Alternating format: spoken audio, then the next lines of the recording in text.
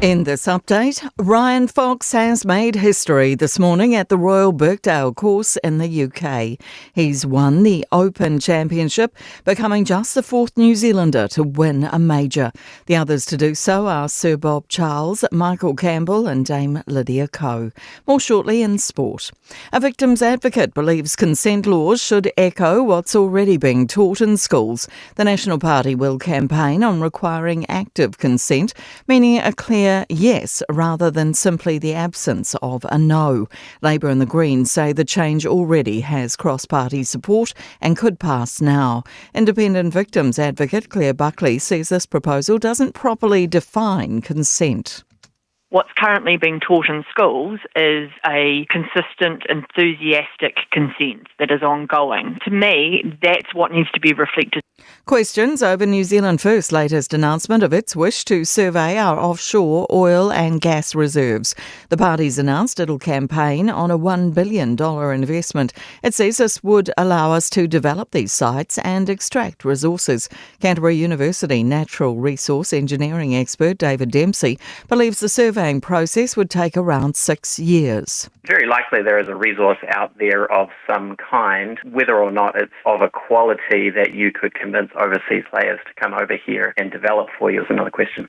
The government citizenship test has been delayed after concerns were raised around it being online. Applicants will need to get at least 15 of 20 questions right about the country's laws and values in order to pass. Senior political reporter Azaria Howell has the story. The tests are set to start from late 2027 and will be held in person, but Department of Internal Affairs documents show it was initially planned to be online, rolled out from December 2025. The date was pushed back multiple times, with Internal Affairs Minister Brooke Van Velden saying she was concerned it would be too easy to cheat online and would undermine the test's integrity. That's news. In sport, to the Open Championship on the Royal Birkdale golf course. That's what you dream of, a putt to win the Open. He has it! Ryan Fox, champion golfer of the year. He celebrates, and far away New Zealand celebrates with him. Fox has won by a stroke at 10 under par after cutting a 2 under 68 in the final round. He sank an 11-foot putt to finish. He earns $5.5 million for the achievement. Fox joins Sir Bob Charles, Michael Campbell and Dame Lydia Ko as New Zealanders to win major championships. Liam Lawson's streak of Formula One points finishes has ended at 5 after finishing 12th at the Belgian Grand Prix. That's sport. I'm Jodie Gill.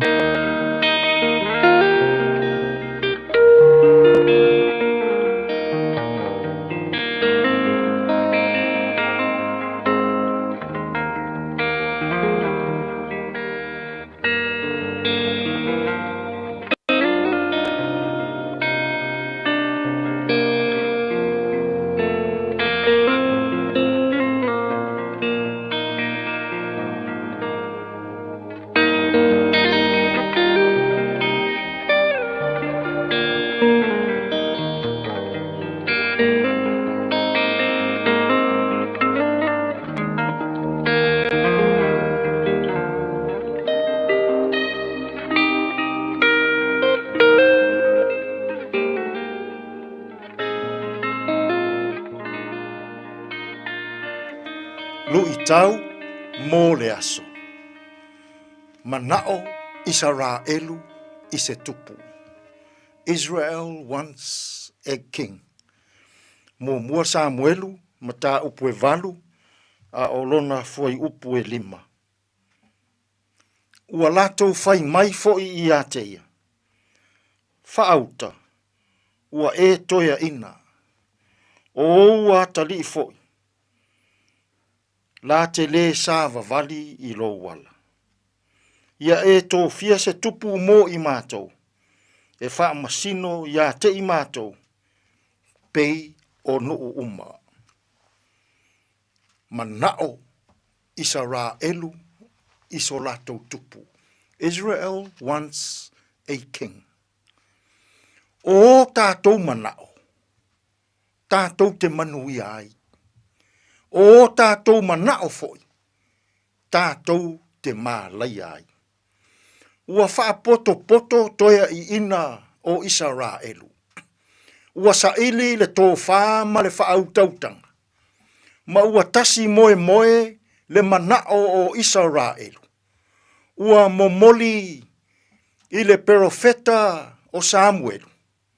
Whai mai le manao o Israelu. Samuelu, ia tō fia se tupu mo I mātou. Ia pei o nuu uma. O se manao lea, ua sili o na valea, I le mafau o Samuelu. Ia Samuelu la vaia, o le tupu o Israelu, o le atua. Ai se a e manao ai Israelu, e whaatai I nuu ese. A o lo lātou atua, o lo lātou tupu la valea. Whai mai Samuelu ia Israelu. A whai e whaatino lo o tau manao, mo se tupu. E pule ao le tupu ia te o tau, e pule ia o tau whanau, e pule io o tau wātali, ma o tau wāwhawhine. E pule ao lo o tau tupu, ia o tau lafu manu, ia o tau whaatoanga, ma o tau mea tōtino. E whai atu le tala lea Samuel, ai whai mai le nuu, whai mai toea I ina, whai mai ta I o Israel. Samuelu, whai so mātou tupu. Whetalai le atua ia Samuel. Samuel, whai o le mea, ua mana na o ai le nuu. Samoai, o le atua, o lo tātou tupu la valea. O le tupu o tupu, o le alii o lii. O le tupu e alofa. O le tupu e tele ngese lo na toa sa. Ai sawa lo na alofa. O le tupu e mawhai o na langona ina. O tātou mawhatianga. O le tupu e mawhai o na langona ina. O tātou tinga. Samoai. O whea lava. O e sa ili iai. I se tupu mō louola. O le mea moni. O le atua. O le tupu lava lea mō Samoa. O lana whai ngā mālo. O lana tāpua inga. O nuu mā anga. E o I a inga taitasi. I le nei fo I aso. Ai se a e te mana o ai. I isi tupu. A o le atua. O lo tātou tupu. Whai nei le atua.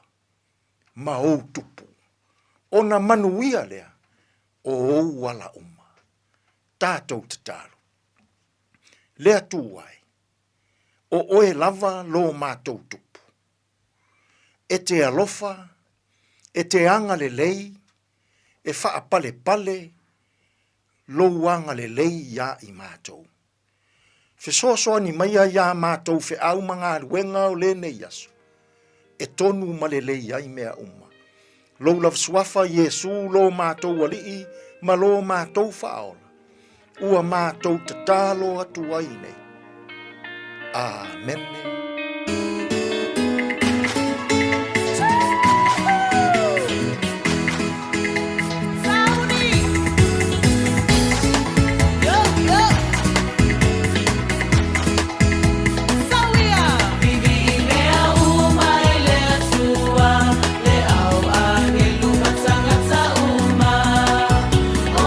Aleluya, ile atua wa mamalu ele sauninga.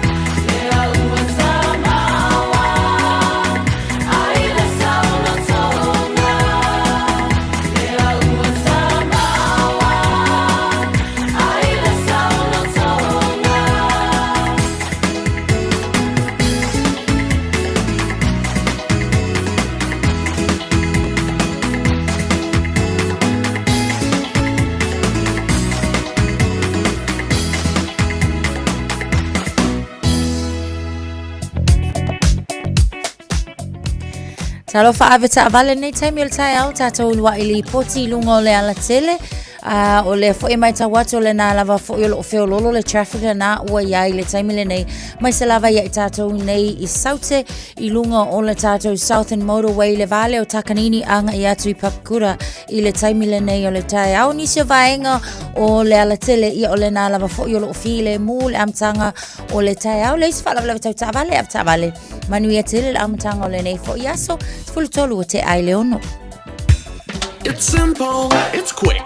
You're closer to families. Sending money's now made easier for loved ones in the Pacifica. New Zealand, Australia, to Samoa, Tonga, Fiji, to the Cook Islands, to Vanuatu. Connecting Pacific families. With ClickX, you're secure and safe. The lowest fees and amazing rates. Now helping home is affordable. ClickX with a K. Reliable. So sign up now with ClickX. Let us help you help home when they need it.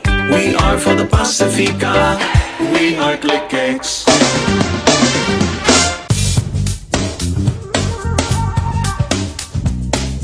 Wa mawhai ora au rātu le tala o le tau I aso te tasi ona o le langolonga mai a le Auckland Council Community Flood Resilience Initiative. Pifilanga ngai whaatala whātu le rivaeng o le tau Samoa lau maleifua mai whangunga le lei o le ria tau fau. Malari fo I aso fau o le riva is fau tātu o le lofa langa lei o le tua. Ala venga nei le tātu tala o le tau mo le somala so a tau mō au ki lani ma Samoa. Piona ure mai le lofisa o le va ai tau. O le vainga mo le so o le apapele o na o so ane le lai le tai au nei le lus fulu valo minuto e te ai le tu la e fitu. O winga o le tau fa mei e te uruwa vasalo ai wanga I se teimi o le tai au nei. Ma e vapele o na tape solo I teimi o le awoli o na mamafa I nisi o no whanga. E angi malu mai sa vili le so mai teimi o le awoli mai le tu I saute sasai. O le mawhanawhana mo le nei asunga fuamo au kilani sfuru mo le wha tikeri o le manuru I le poa nanei e fitu tikeri e ngoto le lai le whiawhia nanei I le lusfuru mo le vanu minute te ai leitu la e lima. O le venga mo la soa te mo au kilani o le au sone le lai le lusfuru fitu minute te ai leitu la e fitu I le tai au whamei a wawa. E mai ona yeina I wanga o le whapele ona te ulwa wa solo ai le I mana malama. So vili mali tu I saute sai fa solo I nani mai. I le awauli mai le tu I saute I sisifo. Ewa talawhantu I loa le le divaeng o le tau I ainga wame masani o lo o mafuta mai Samoa. I lungo le tata wala leo o le tasi ono tesi ma le tasi whamo e pe ona masani ai. Mano leo su mano le wha malosi winga o le tau I Samoa. O au savili wha solo I le malosi o le tua loasa a savili mai saute sai o lo o fiti ai pea Samoa mai au mai au mai timu ea a fiai le antaro I nisi o taimi. I tai o le talawhia le ai se whautuanga ea mo sa vili manolosi o iei pe ua wha le au ngai na nei ea whautuanga mo sa vili manolosi mo laufurua oma o Samoa a winga la o le tau I le sofa mei e whitia sa vang o le langi au marai timpupu e iai nisi o no fuanga o le venga la so a tau mo Samoa le au whitia sa vang o le langi au ea mo sa vili e whaatau tau I nisi o taimi o le tūlanga nei pe o le heiwinga o le tau mo le somala so a tau e pe o na awina mai le official va I tau mo I tātou ni au kilani e befo I lo tātou whaasirabanga I Samoa. A e fia I lope o no lo fia lo fale I lo lunga. Si aki lo whanua I le Auckland Flood Viewer a le Auckland Council. I lunga o upenga ta whailangi. Si aki lo toa tusi pe le ono a fia ngō fia lo mau tai lo lunga. Talanoa I lo ainga I me whai pe ama mawhati munga. Wha mamama te wo tua maota. Tātou te le pōlea le tau. Ai mawhai o na tātou sa uni mo fisuia I ngō winga le tau. O lau saonga le mu I taimi o loolonga mamafa. O lo o yo lava lima. Talofa o to finga le tau tala ma eselo fia whanonga le breakfast le Radio Samoa. O te maa o nai.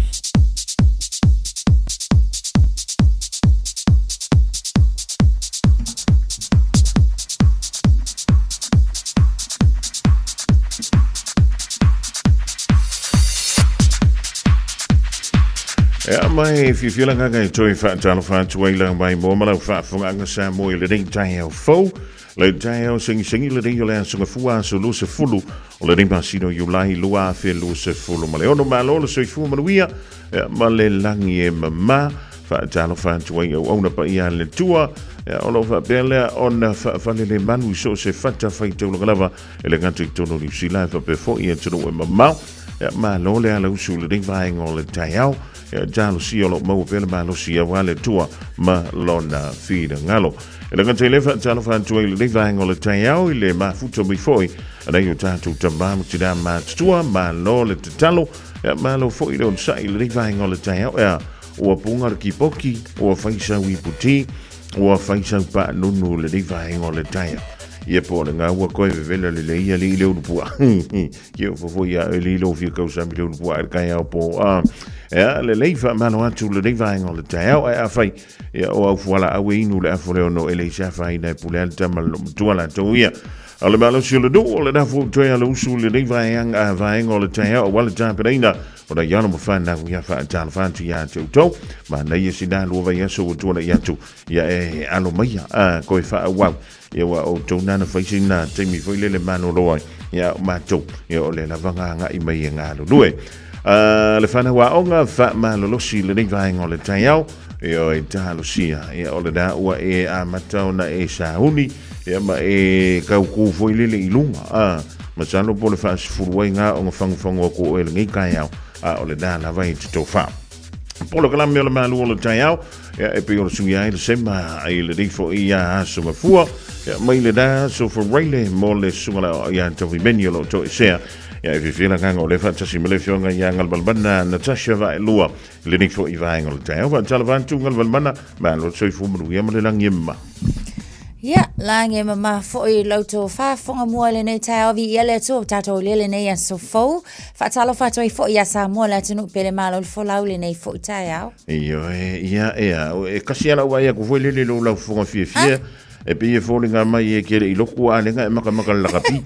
E ola ki le ngango wa le loku. Ele leia Jesus ia le mai la e kumur falsa pia Allah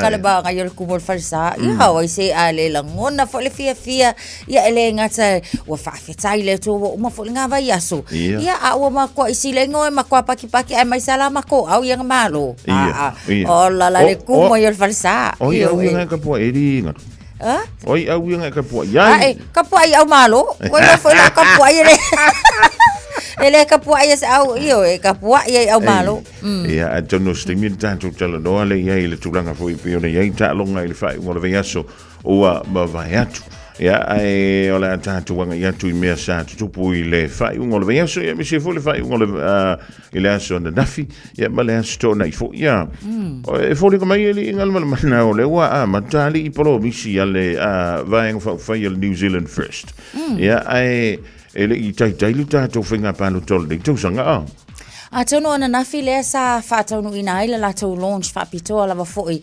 a le party ale New Zealand first sa fa tono ina la i manukau se taimi on nafi ile awa uli ia ma o la to launch nei o le wa fa la wilo ai foi ia la to ta ia la ai po a foi ia la to policies o le a campaign ai mo le fainga palo tai pe ona tapena ia November le tau sanga le nei le la mai tau atu ia nisi la va foi o nisi o vainga foi o folanga o le wa ia le manatu foi o le New Zealand first o le a lato foi le invest po le a tau mawhai ina ia mautinoa e iai se kasi pilionga tā la e fesosoani inga ia survey alo no a kaule survey ele o se taimi pu e whaatau no inai a o se su enga fo ele ia mautinoa ai o le a whaiene su enga ma ia mautinoa le saunga le mua ni usila ile whaonga ina lava fo o le suau ia e mai se o le kesi e pei ona iai so o le la a tilo lai le tūlanga na e kelengi vaenga le iai fo le maungala mo ni usila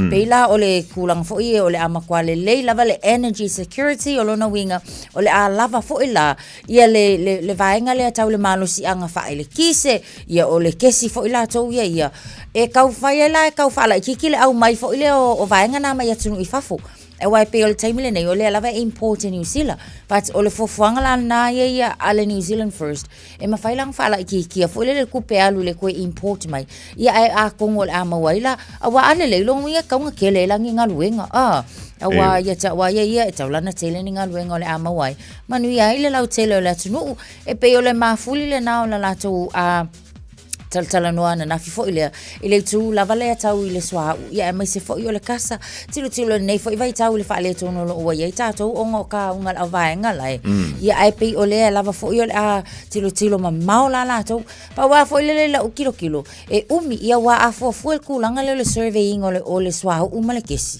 lo ko fa fonga mo pe a maleli miliono ni tau sanga fo ile e explore ai ese malo ia se tu langa fa pe pa se tatou tilo pea ia o le isi o vaenga o le fo ia mai tau atu ia e pe ngau ainga ina ia faaleleia faaleleia lava le tule tau suau ai mai se o le kasa o le pe o kula i mai kai mingai pe o le isi tasile o fafita o le ka ko fia ngai onga o kaua vaenga lai ioi o le mai va masalo o antul fingo le survey le lo tau sanga o lo wing i te tonu le ono tau sanga mawhaiona o te ewa mōresa palai o le e pise wha ngongo foi le o le na fsiringi e foi isi vang vau whairi ngalu i le tūlanga le whamaila i ale whina mai ale leipa ngā kūla i mā lo si le sui whai pule lea ia Jones mai ia te i le whainga o le mele o le exploration o le kis peitaia o le wama kua kuar ka o fi mi milo kure va ona o le musa uni mo tatou whainga palo ta foi i le nei tau sanga ia o fi na mai ia vang fa ia ia ngal malmana ai tailo ia tau e le iwa kaunga ka ko ka ia Australia ia e te lele la tau export o lo faia ia la tau minerale o koale ia mi se la ke sile o le foi o le LPG o le mawhaiona au nā tole ia tono i whafo ai te lele la tau seleni o lau whapele o na mō mai a tono sulanga leila na pe a whaapea e manuia fofuanga le awa manuia lol fofuanga le ia wo lo fo ilaka ko le vaenga le na o le whaatau atu fo ile o tatou fo i oloana ia e fsosoani e nisi o tunu mo la tatou lava fo i tupe maua pe a whaapea e wha manuia ina ia pat ka kou karkalangoa lava fo ile paloka o le kai miala le ngai o le ka penga le lei i o i sa ungi le sikala la tau ia ma taitu le lei kulanga fo i ngai pe ia o na wha manatu isi o tai au a whai wa sui ia le kwa kusi ka malanga ka nga fa ilo fo ile le office fa palota nga ia mo ki ngwa ku sa o ala o ia ke kusi mo la e kisi ia ile kwa kusi sa o ala nga le alu o le kwa kusi la le ko ia isi ia e fa ki le o ka ko pro ke kire ka mo fa mai ia le New Zealand first ali ta le tashi le pilion da ngat ele se tupe fo ile le tel wo tu la pa mai la no se la no winga tele fitu da inga ta won fa ya mai telefoni fa sa nga selen e au ile malo ya on fa pele on fa tino ile tulang ya ile nganta ile da o le tu vai actually o le fo ko su fa e ai fo e amerikari Iran ya ele kai nga ka for finga lo ko inga ri o Trump ri ka fiori le tau lo fini o te vai o ia fo ile male fa no ile taimile nei ona e mai tau atu ele ai se atangia mai o se file mo la kalaka mai il vai ngale pe e kau pe ele ai ma se mo ia la ori e ma singa fai mala fe nga ia na saini ona o mai tau atu taimile ole wala fo ona to nga e ma ia isi o se fa inga ona fo linga mai e to alua e ia ni si mai i ile military fo i America ole mai tawina wa misi mai i le vai nga po le base fo sai o la ko mauki ngoa fo ile ia o fasi o sia fo i Iran ia o la le kali mai la ko fo ia o so fa ia paule tu e tiro fo ile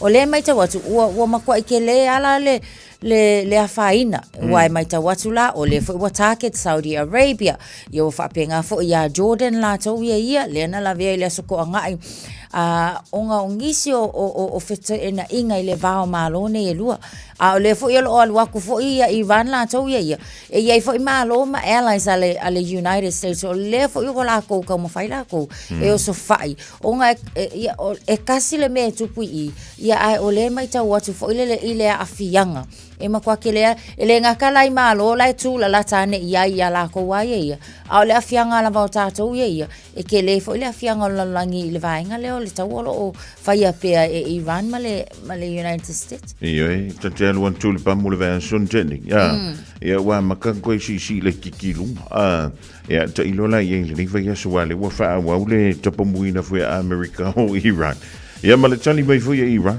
ele va pe fo le o pomo ko America kusala ile o pomo ke le Iran ya America o America ana e pomo Iran ye no fo nga America tono atu do fo ye tutua e pe ila na ya ile antu alapi ya ole tunu Iraq o ina Dubai le si do fo ele fo ma senhor fa le drones le tunu o Iraq ma fa pe le fa le nga ina ni si fa ya ole la ki fo ila ola ye mo meo fo o lo ke ti fo ye fo o tali mai e tunu una ile so inga po so inga ale tunu Iran nga Io ia o le tūlanga lava le nā la o lea lava fo i tātou tisilo ia I pawal wha anonuanga a wai le wha apea lua kulo ke kia laifanga koi o le ngalu sa wale o mela e lua koe lawe vea uma koi ia fo ia o tangata lau tele o le soifua ma umau o le tūlanga nā silo na wha anoanua I fo I lele ia wa o le a kele ina fe memea ai fo I tangata la tau ia ai ona o loko kai kai wa o le mea ngai wha ale naisai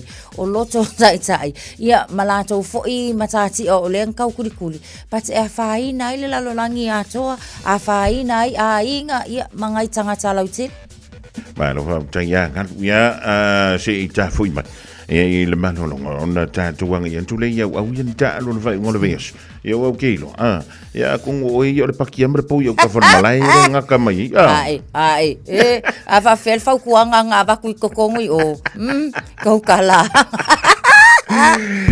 Porque la mia malu o taya mo le fionga ya ngal banda na Natasha va e lua pe fo ia lo ni te kanta fa va le fionga ya pesta LJ ya ma le tu fine fo ia Sarah Stasi Patea ina wa afatonu le tu la ono le riva ngol taya de o le so fua o le so lus fulu de o masino yulai lua fe luono wa fa le tonu la masini mitbefu wa le angal mo va ele leon fa tonu le so sa wa no ma to tau inai lau Auckland Council Inorganic la pisi. E ona mawhaia o na toi whaonga tai au. E au ina mai la pisi mamafa mai lo maota. Ina ia whaititi ai la pisi e la foina i le no whaanga o la pisi maasani.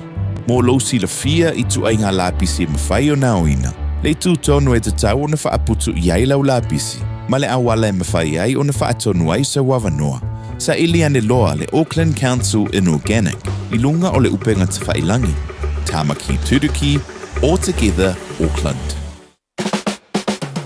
Oso. Son, fe o kausinga iau makari I la manga iau lau ka vali fou. Boi amu so. Bag. On Enterprise Motor Group man ka. Wa uso yaid kaya wangi. Le yang whakamoe lau whainga duenga. Ai o akure fi wa show lau ka mai lunga lawala. Ma o koinga ka vale. Piki apu SUV, van. So koinga ka vale ha. O fe faltava. O le lima ongo fiku Great South Road man kau.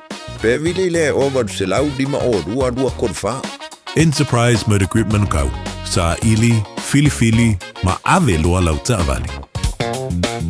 Ta lofa Samoa. O le whapito o le Best Bargains New Zealand Winter Mega Sale ua a mata I le taimi nei. O fi whātau sau telefoni fo. O lo maua le iPhone ma le Samsung wata mai. A wata mai le na o le lua lima tā laid vai aso. Ai ala se se tino fo Lazy Boy. I le na o le lua whātā laid vai aso. Ma wae. Wa siria ma le lua lima tau sangal tau tua a le Best Bargains. Te tala fitu aso. Vili mai loa I le o valu selau lua iwa toluiva. O valu selau lua iwa toluiva. Beta mai ana I le Facebook page a le Best Bargains. E iaia inga whapitoa. Ua na o le Radio Samoa se furulima iwa toru a mo e tau tuaina o e ilaunga ngana fitu aso le vai aso. Música malia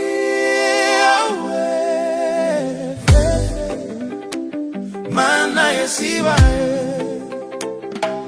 Música malia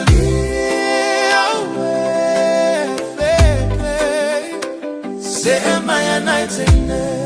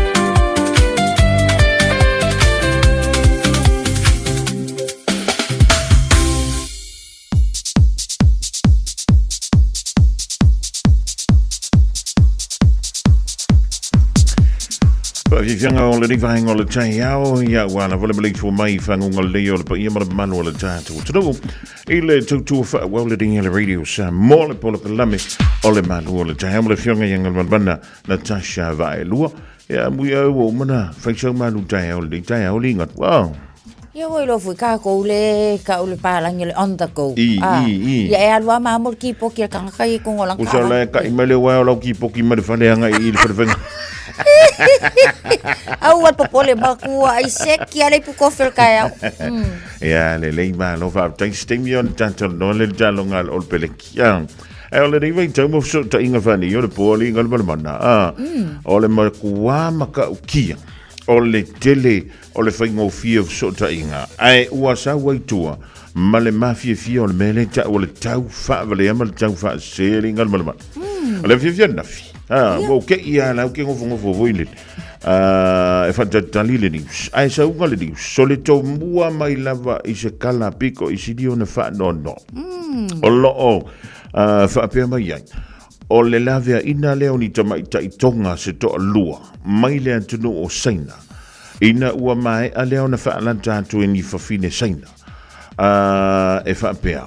E o atu e whaipoipo i ni tamano loa whaipi sinisi saina. Wow. E oi. Ai to lua la tamaita i whamaita i lusu mon tupu o la tau sanga.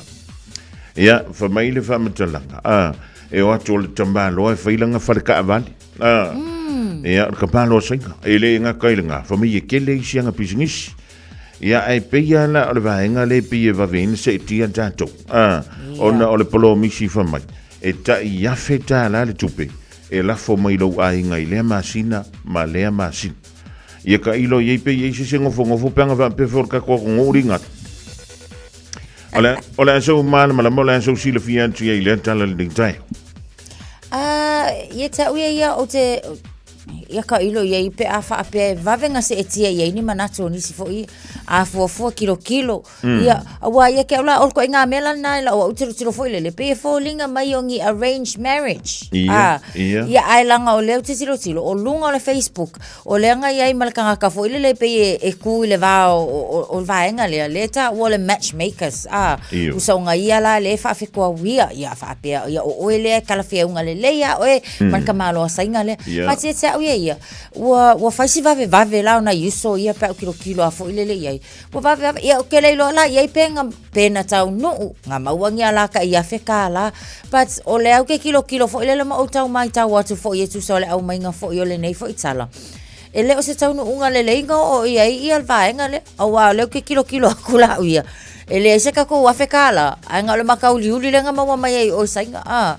ia o le si fo ia tu langa o tilo tonu e pe kasi se kai minga avangi ia sina tupe au le mai tau atu ia la ua wha amtalanga fo ie nga oanga ke ua oe wha whainga ruenga la ua i vaenga fo ie i fale factory ia ai le ise ko kongi ia o le singa ko e loka i ko kongo le poku se ese ke le fongi au le isi awa lenga wa ku mua ai ke ile ko e mai e vakungi la visa i tonga ia a le langa nga ko e fo ia kwa se ese passport o le isi ia sui a ko le game plan kwa umale sweets le sai ile kai mi mua ai wa kunga wa makua i liu mai a fo linga o plan le sai ai but o ia ke ia faisi fa no paule me ele le ai o le wa mafainga au mai fo ile fa lawa itele ina ia la pata ia fo fe so soangi fo ia ka ko fo ia ai mai se la fo i tau sanga o nai mafine ia na afia ele oni tangata wa matutua but o le kai mile ngai le desperate o tangata mo le tupe ai ke aula ia manga o mi alfa ke Awani e se tia e mi se ia alo mata ma fa na wa tama ta ia le tato to wan te ilus mo tu puto sanga ia ai fa pe si va engale e ka ulo le fai le ka fai pisingis e mau ki ngoa nga o milionga maka ia fekara na e mau elilo ele ia li o le foi con ia pe fa pe nga mo ai o le melo te vai to i ma kwale mo se mo i polo misi na fai mai a wai ma tu ele uso ka i me ka mano no i te mai tai ku so le ila uso upu foi a o nai o foi o fine mai sina le fa upu me se ele se singa mo me o foi human trafficking foi le ia o le ma tu fa na fa polo nga ile o tanga tai la tu no ala me fa tai ia nga lu mana ile ma ta upu o lea ua toi tali mai i nei ni usila i te mai tai nei. Wai mara tunga le tunu o sein. E makua poloka mai le o la i se Facebook. Ia e pita ila. E iei nei tangata tonga la iei o i sein. Sorry. Kwa ka ake oi kwa ka fa vale fule vai ngare male o foi o i sein. E wala foi i tangata o tatu tunu i sein. Fa mai la o tonga na. Lena la tau tuto ngia se private VPN. O le VPN ne fa ngai e ke konge ki ele internet ia le la na mafai ona toi fo tai mai fo ile official malo tonga ma fa pele ona fa tu langa i lo le ting e toi so sola i se mai ia mai ai nga ia na nga ia tu ia ai ole le sona ta wai se awe ke se ki ni kupi ingi polo misi fo ile misi ape afa pe mai le tana or ka malo e fai se pe wo fa longo i mo me fa i ku ia sola or ka malo e fai langa va fa ngo ka fai langa papo o ke o fo voi la kai kai ile mo le me se ekia ai le va per soli or ka fo le ka ko ye se wo fai nga fai so ko nga kala ma so polo mi si lungo le peng te fai langa so vi nga Io ia te ia o se tala e silio na tā ua mani awa o ngā tele ni awa o ngā lo o iai mō tātou. Ai mai se lawa lei tūpau tamai tai. Ina ia mataala. Anything e ka umai e maua sau kau e kokongi oe ia e mauti no lelei o le indicator le ngā o le mea lea na tā ua fo i le tō wha a whonga mua human trafficking e wa aia kulo pe wha ala ala mai se kupe mo se kawi mo oe pe e alu aku ia e mauki ngoa le lei lava o le crime le mea le na e le o se tūlanga fo i lea e saunga le muai oe ia e mai se foi wha apea o ni au wha moe moe ngai ke fisosoangi e kou ainga mau a koa alo kai me ke kilo ai foi nga fo i fa ko singa ia ai tataua ia tatu ona matala ele ia msisu tatu na lusia ngam fa pe mi se fa nga fa sala la umini me fa pena ona e alu le te fa ia fa fe te telea o melina te malo e mo wai sa pisi ni si fa ta vale ia ma mo wai sa fe ta la na o ma tu i le ma sina ma le ma si o le me tu na ta o le vave ona to sino lo loto i me ne u tau fa vale au ko fa yari ngat io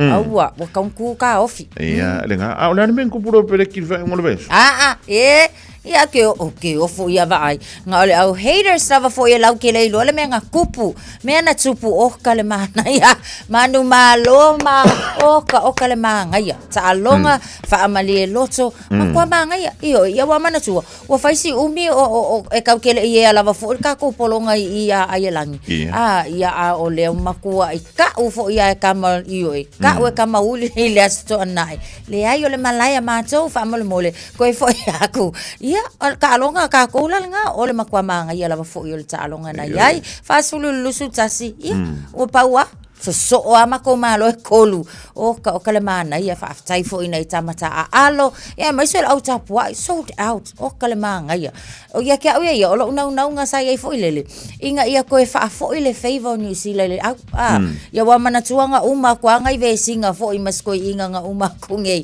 ia wa pe wa ka lucia ko fo ilele pa fa kai ngai kai mile ko e ka ma fai mai ele au ia a kongo le ama ko e fa sanga New Zealand ma ko e ka puwa ile le awangai kam la sa wa fa ta vuile il fia o ngare futua o ma tumu fia o fo le wi ia te ia ona e se lava foi faia o nga mala tilo i tamata alo e se foi la ko plan pa ia o ia wa mo ia fo ia kai me uma nga pikir au ia pe fai ki o inga fo lele ia le coach malanga pikinga au pa te ia a tonu o le fo ia le leile kilo ale ngai fo i coach o ia le time le nei i tamata alo wa ia kamaka alo yen ta to fa pe a sale kong fa ka alo kamale i wa le ka alo mo but okay lo o lai e sila fia lava fo i ele faia o ngale wo ia le time le nei ia le mafai ele kamaka alo ia maona fo ito mai e fa atino el talong ia ke ula ia po le ala vala le ko finga ko inga le ia coming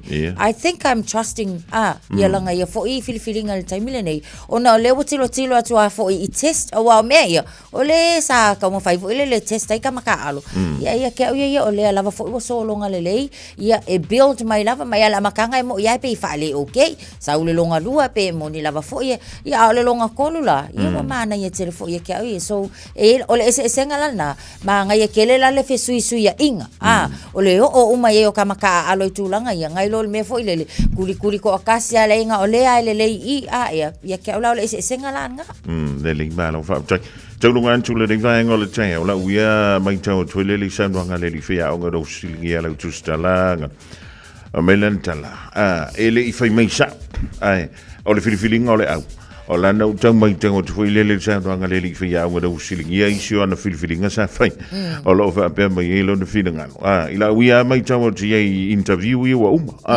o lo fa pe mai le li fia o nga ale performer kamaka alo o yele se me ka oski ke fu lungon ko fora fa leo ele peila o isi filifilinga I ta longa ye wo tuna ya tuilano isi fa ya sole ka ke fai ka ke ngofu mo ka fa pe sole aka alo ngi fu le lava ya soki ko ka alo ko fu yonga kuwa ku woki ale fu ko filifili mai fu sole fa longa tu ya David o ile ai nga ole fa le ko ku se lua vango ko ki o foi le va per ngai fa le ko ka long mo long inga mo lo va ngo long ai va kolona le vango long lu ai piki la ko ka fa ko ngol mala ele ila al fusi u amal pela wel me ko wi ma eri Ia, o nisi nao tātou tala I le rifo I vaenga o le tau, te le mano no I tātou tala. E ono tala noa I ai steimi. Ia, o le tau, ria lau se mali atu le vaenga o le tātou. Wati I le toi sfulu ma le tolu minute, ona tālea, ia, o le tu la e fitu le nei tai au. Tātou toi asia tu fo I lunga le awala ave ta avale mai ta watu le taimi le nei o le ua whaia si tu maufpea o le pisi I le vale o takanini ia maleanga ia tu aile nai papukura aluaku I Rose Seal fasol solo atu anga I Drury I le taimi le nei lunga o le tātou State Highway 1 Southern o le fo e mai ta watu ua feololo fo I le aluaku le State Highway 1 City Bound le na anga ia tu o le Mount Wellington le taimi le nei lunga tātou State Highway se fulu maleono o le ngai feololo ele o iaia se vaenga ua makua I mumu mai fo il taimi le nei mai tawatu o Nera Road malanga iatu le na le North Coast paule na o le vaenga o le ua mai tawatu mata ona pisi feololo ele o le anga iatu lunga le awala lau papa le taimi le nei alua ko ele o kako wanga I o le vaenga le nai takapuna o le na foi o lo o feololo le taimi le nei o le ia le atol ta avale I le vaenga le Saninuk o lona winga ale o sta avale o ngai fale kongu ia o se fala vela vitau ta aval po sta aval la via time le nei so pass with care o le lapta inga masani le na mo tatou fa ia se slow tatou le anga ia tulena fa so solo tulava se ia nga ia tu Rose Day o le anga ia tu fo le na nga le show le time le nei o le ta avale tau tu na saunga le mulunga le awala sfulu minuto mtale le fitu. Thank you for choosing ClickX. Hey, did you know that sending money home to family and friends if I'm the ClickX? By Australia, for New Zealand, to better for my no eye. Upolo sa baki, manono ang molima, isama na It's simple with 4 easy steps. Sign off here, ClickX. Sign up now or log on. Select Samo, Mao, Millicent, Inga will receive in no time. But don't forget safe and secure. Saunga lemu oila utautua. ClickX. Nanga fa atua tuaina. ClickX. Flying off here so tanga maainga. ClickX. Supporting Samo with our very best. We are ClickX. Bread of life sent down from glory. Many things you were on earth, a holy king, a carpenter, but you are the living word. Say it now. Come on.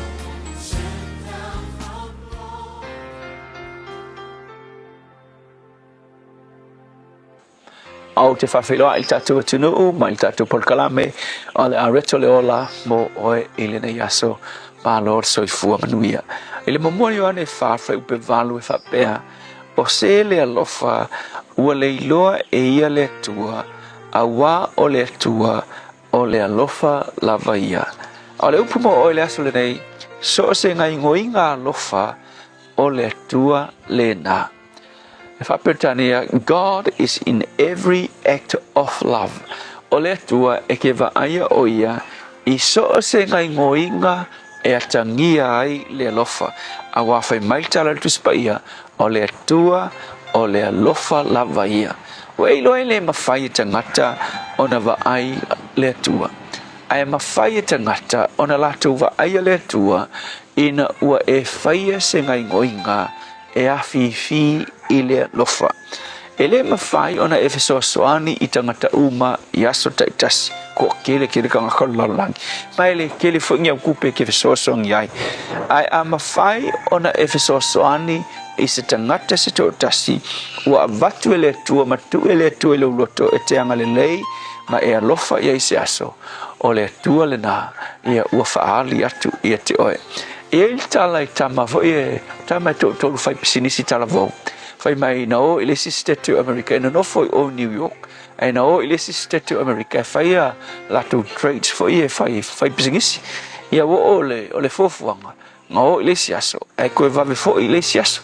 e le taimi le va ana schedule fo ia ia o ila lesi aso uma faia la tu fe fa tau inga ma meo o a wala fa business na ko rush la me va lele e o e kuri le va e o wa ia o mai o li tu la tu tax ka mo e mele lungole kama ima ke kinga fa tau e me ta mati a matangata fo ia ka mo fruits e o ngai o ele mele ia le va lele me va lele ke wa fai mai mi linga la wali ka mo e ma sawa le si ali inga le rush kuli le va le sawa la ve ile lau o la fa ta we me ale o me fo io mo moli ma apu le kinki asta mai ten titia ia se mai kinki le kiki ai fai mai ele ilo ele o le teini e ka waso ia la ve ile si ali inga pa ula lau kinki alu wala ko le dai ma se ango e a sta malenga muli mai asawa pasi kikiro ko kinki ala ka mo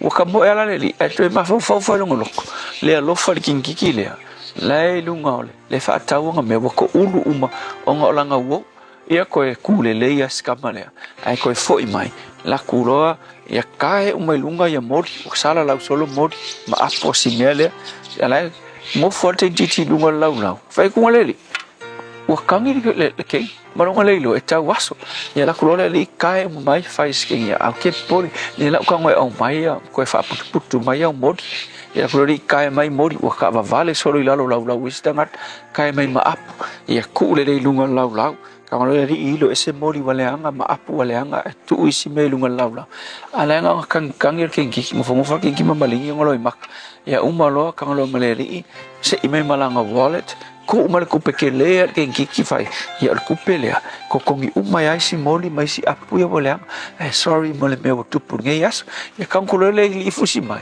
ai muli anga nga kelo o si teine eta waso ia fa fikai lo ile fa maru si au kinki savari lo le ilalo wanga misi leva wa fa lenga rasla li ileva wanga misi la leva ai ke walu le savari wa ai val au kinki mai sir are you Jesus se fa mai kala kinki le o Yesu onga wa mafua o le ngaluenga alofa na faia le ile teine titi so le songa foi la mo tato le aso nei so o se iku ainga ngai ngoinga alofa ke faia e ba fai la va tangata ona va ai le tua ile ngaluenga mo o le aso nei ia o le ase mea o e faia nge yaso tau ma faia va ai se tangata e te feso soani ia ise ngaluenga e mafai ona e faia e faali atuai le alofa o le tua whawhitai whanuia lo atunu ona o Yesu. Amen.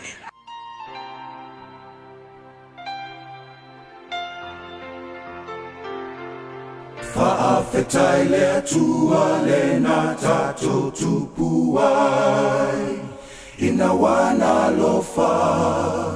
alofa fua whaawhitai le atua le na tato tupuai ina wana alofa fua ya te tato umane pepese Alleluia pese Alleluia whawhitai pepese Alleluia pese Alleluia whawhitai pepese Alleluia pese Alleluia whawhitai Alleluia whawhitai Whaawhitai lona alo le na fio mai lunga le wa fai ma fa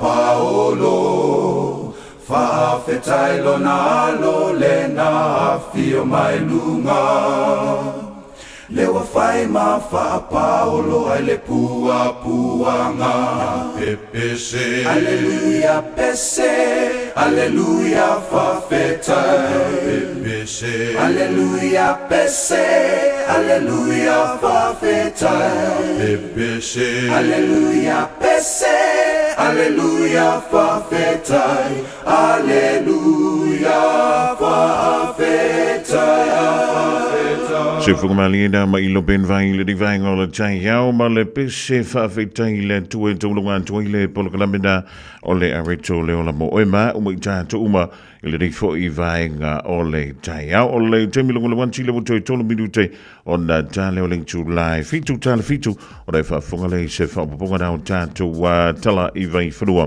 e le ngana peritani ma tala i tālonga o le tue tepa i tua i tausanga uma vaea ngalamalman. Tausanga te siva fitu o se tasile nao tausanga whaamawina I tala whaasalopito te tono Pennsylvania o se lolonga tele lava fo I lea I te tono lea tunuu malili waini se to a valu se fulu. Ia ai a fua I le tūlanga o tupe sa iai mo le toi tau whaalelea na whaapenao na whaaluina le tolu se lau 5 se fulu miliona tāla.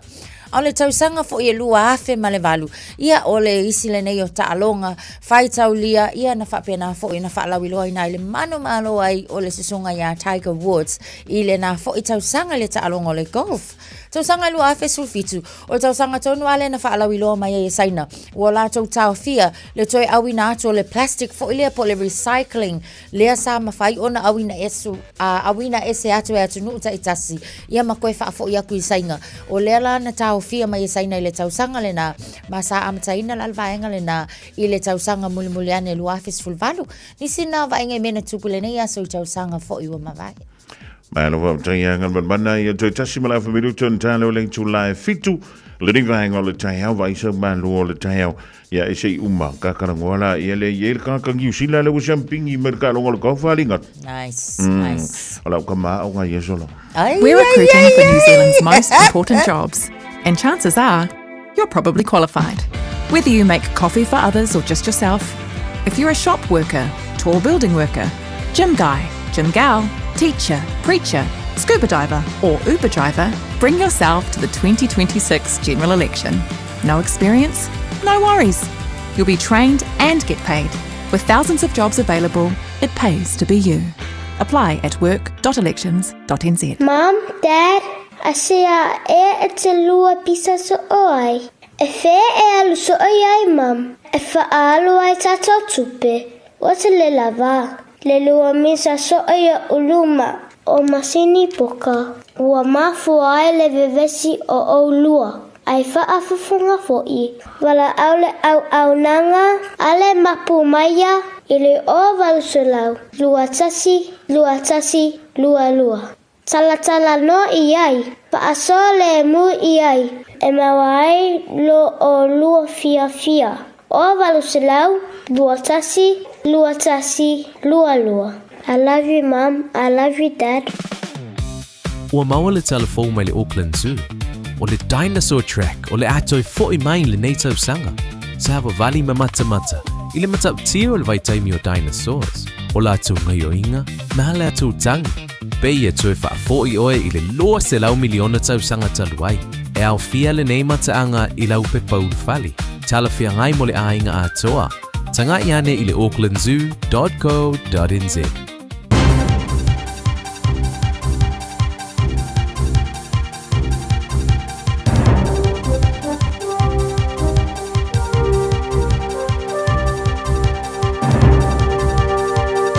In this update, a famous victory for Ryan Fox. The New Zealand golfer has won the British Open at Royal Birkdale. He's won by a stroke at 10 under par after sinking an 11-foot birdie putt on the last hole. I stood on the tee and said to my caddy, Dean, we're going to try to win this. I hit 2 perfect shots and I'm not sure how I hit the putt. As I said, my hands were all over the place. I was just trying to get it towards the hole somewhere.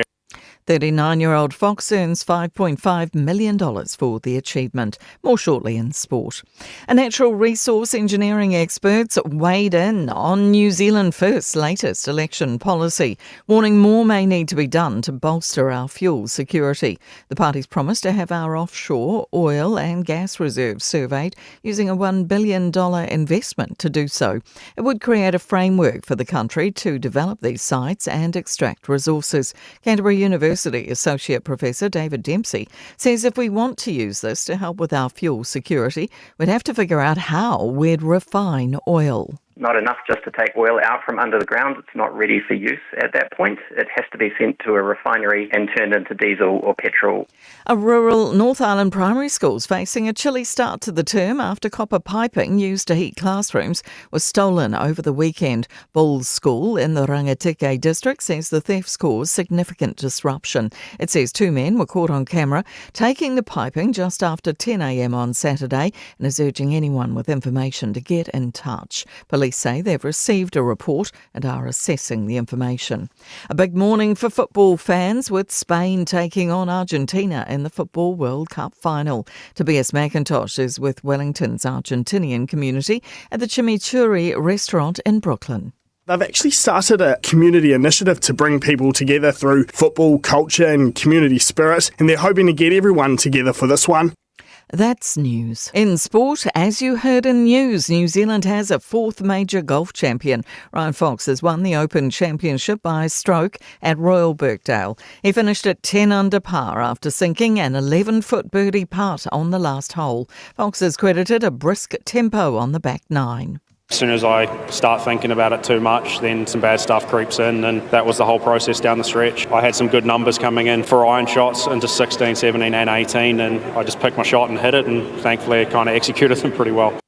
The 39-year-old earns $5.5 million and joins Sir Bob Charles, Michael Campbell and Dame Lydia Ko in the Select National Club. The Football World Cup final has kicked off in New Jersey between Spain and Argentina. Ooh. That's sport. I'm Go Jodie Argentina! Nungal tātou awala ave taavale le nei fo taimi o le tai au mai tau watu ia o le taimi pisi lava fo o le tai au faisi pisi mai o tātou lunga o le tātou Northern Motorway mai le vaenga le nai Rosedale whaasolo solo aku Pine Hill le fo i mai tau watu Constellation Drive a mata na pisi mai fo i le taimi le nei o le tai au Whiteout Valley fai fo isi pisi o tātou i le vaenga le anga iatu le North Shore Lungan sato awala lau papa ia ole fo i wa amata ona pisi I le nei fo I taimi o le tai au Onera Road faisi pisi ia whapena fo i le maita watu Sylvan Ave I le taimi le nei Lake Road ole fo I faisi pisi mai le taimi le nei Queen Street nei vaenga na o lunga o tato State Highway 1 ole fo I maita watu ia o whaiasi pisi mai le taimi le nei lunga o tato State Highway se fulu maleono maita watu taimi le nei o tai au ia ole fo I ua whaiasi pisi le taimi le nei avata vale tautua na lava fo Western Springs o lo mai tau watu a mata ona pisi Massey I le taimi le nei o lunga o le tātou Southern Motorway le wa mai tau watu faisi pisi mai I le vaenga le Ellerslie Pena lunga o le tātou State Highway lua se fulu mai tau watu o iaise atol ta avale lunga State Highway lua se fulu e mawhai o na sosoani mai fo le malo la tino pe a whapea o sila fia le vaenga le nao le ala tele so sonia I lunga le tātou penga te whailangi I le taimi le nei o le tai au wiri langa iatu State Highway lua se fulu o lea o ua pisi mai le taimi le nei takanini anga iatu I papakura maduri o lea lava o tu maule pisi I le taimi le nei o le tai au mai tau watu Hill Road ua faisi slow down fo I le taimi le nei anga iatu le nai lunga o le tātou motorways Pakuranga o le fo I mai tau watu Pakuranga Highway faisi pisi mai I le taimi le nei o le nai feo lolo le anga ia ku fo I lea LSC Panmure Highway ma le anga ia nei Sylvia Park le taimi le nei ata vale tau tua na lava fo I le saunga le mul nei taimi o le tai au le mai te ai le fitu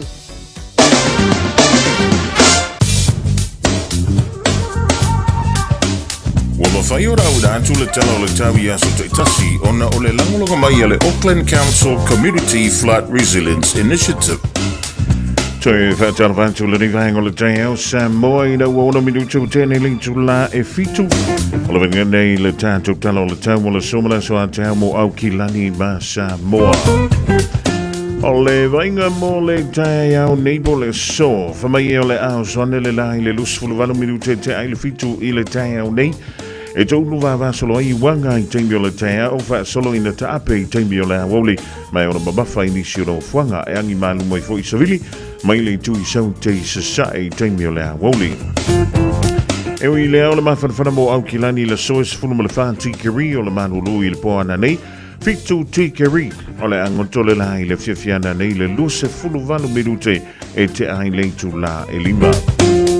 O le wengmula soan tai au le whapele o do soane le lai le tai au pō i le lusu fitu miru te ai le fitu le tai au whamai a wawa e mai ono yeina i wanga ai le i malama le tai au a tai au so viliangi mai le tui sau te sae fa solo ina mai le tui sau te sifo i taimi o lea wauli Joe fa tala fa tue le divang o le tai au i le mai moma le whafunganga siu tātu o turu i Samoa Malo le gano malo le a lausu fo i le ria tai au fo winga o le tap o so vili fa solo ina malo lo si o le tua lo so vili mai sau te sai o lo ofiti ai pe Samoa mai o mai a mai timu a fia ina turu i ni siu taimi o le tala fia ua fa le au ngai na dei ia so vili malo lo si mo lau fonua uma o Samoa lo winga vele le vao ngangau le vao ia mamoa le vao O mai au vitia sa vaenga o le langi e au marai timpupu e iei nisi o vaenga o le tatu i le so le so antau o le au vitia sa vaenga o le langi au e masavili e whaatau tau i nisi o taimi. O le tūlanga dai pe o le eiwinga o le tau i le so ma le so antau mo au kilani ato ai ma Samoa. Fais te fofuanga i tā pena e lau a inga mō lo longa. Tala noa i lau a inga i le mea e whai pe asi i tia le vai au tafo lo fali.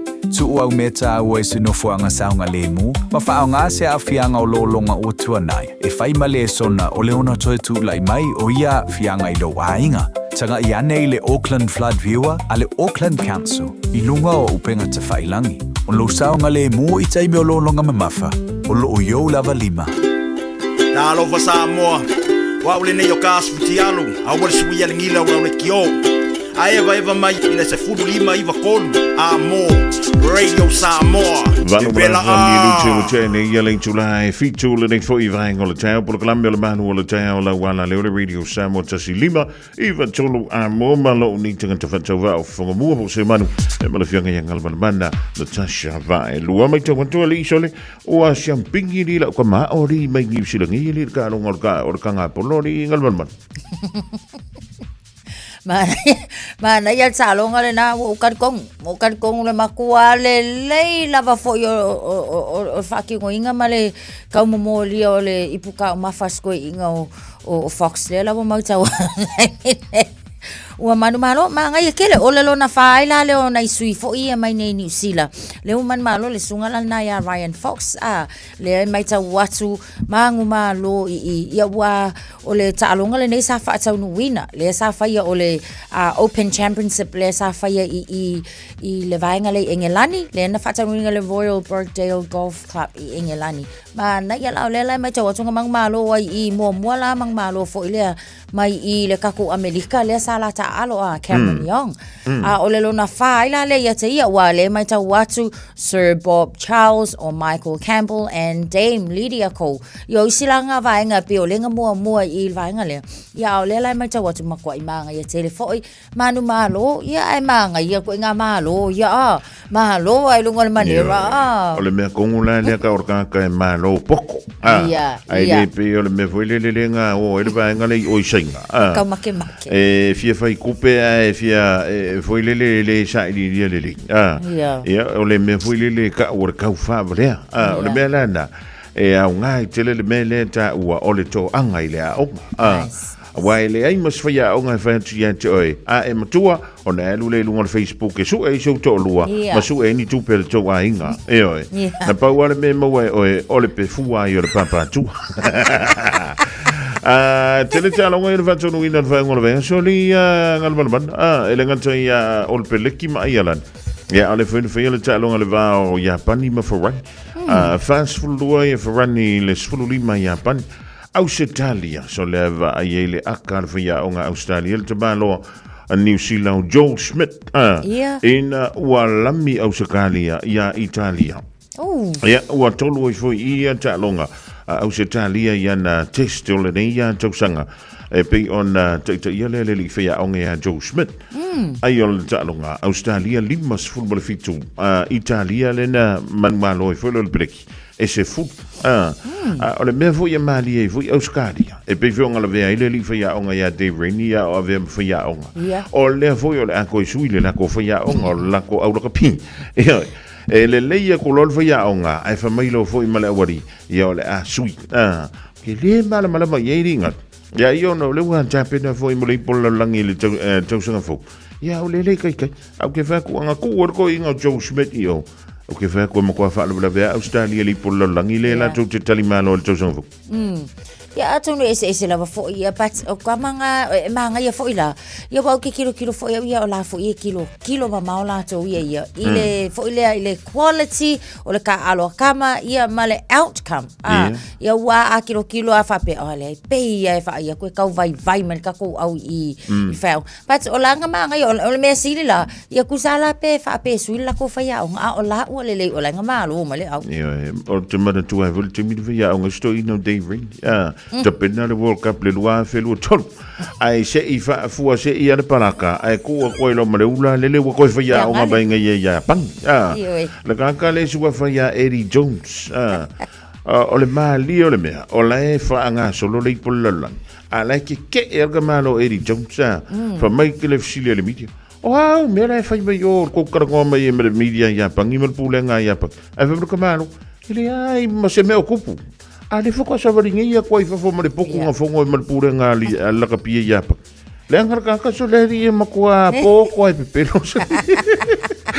ya le la chave ji lami Afrika ya Wales Afrika fa sul matol Wales ele ita ai lo malang ta milo vole au malo si fit ele imaruia la tama whainga fiti la te alonga maskoti la ni tolu sfuma le fitu ai makua le mawhaia fiti o na ngalo ia lona manu malo el timo mo ya welese ile amatanga foi o lana malanga ta amilo le atu Europa ia male te alonga mulumuli Argentina na malolo ya Engelani ai lusu malfa ile tolu sfuma tashi o whanongo ngeia kua pe uma o eke au ya Argentina le soka yes Lawa on ngai le final Argentina ia o ia o la aunga la au la nga le ka po ka ngai le la le ma se score time le nei ia le na o le foto amato nei fuli ku lungo le TV tasi e le nei vai ngol tai au ia po lau fast full fanta live full lima sedni e lungo la tu penga tu vai langi foi lele o le foi tvnz.co.nz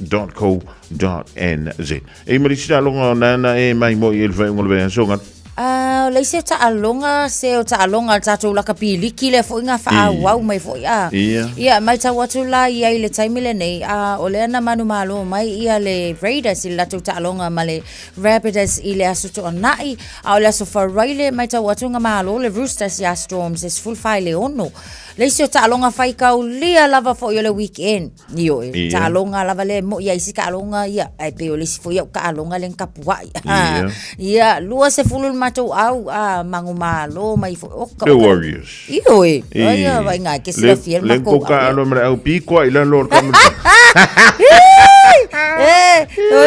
so ia ole malo la mere eu ko fi mi kai le au nga le au le pico ila lor ka msanga ile yango isi akwa ia le ia e mo se fia kwa so uma pe pico ila lo nga la ngai lunga I o la nga o ka ava fonga voila o ile au le ngomela ka sirkimi ia la nga le lua ai vai fu le nga fa inga le mako au le skofi fam alanga ia alanga mo fo ia le mako le ko malo kai minga ka ko ka alo e pe uma fa le isa ola o ile nga champing il ka sangan ke awa ia awala ngalo lo ko fa ole ka ki ko e fe ka wi se kai mila ka mai ia wa ko yang ko o mai se mako fa ngofi ko po fa li o ko pa ja le link malo va tang yo le usful lima mala fa minuto te nei le tu la e fitu le vai ngol tao ele tu tu mala danga nei le radio samo tasilima iva tolu amo. Just think a minute. It could change everything.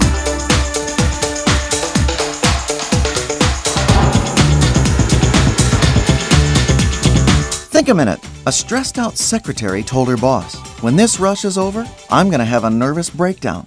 I've earned it, deserve it, and nobody's going to take it away from me."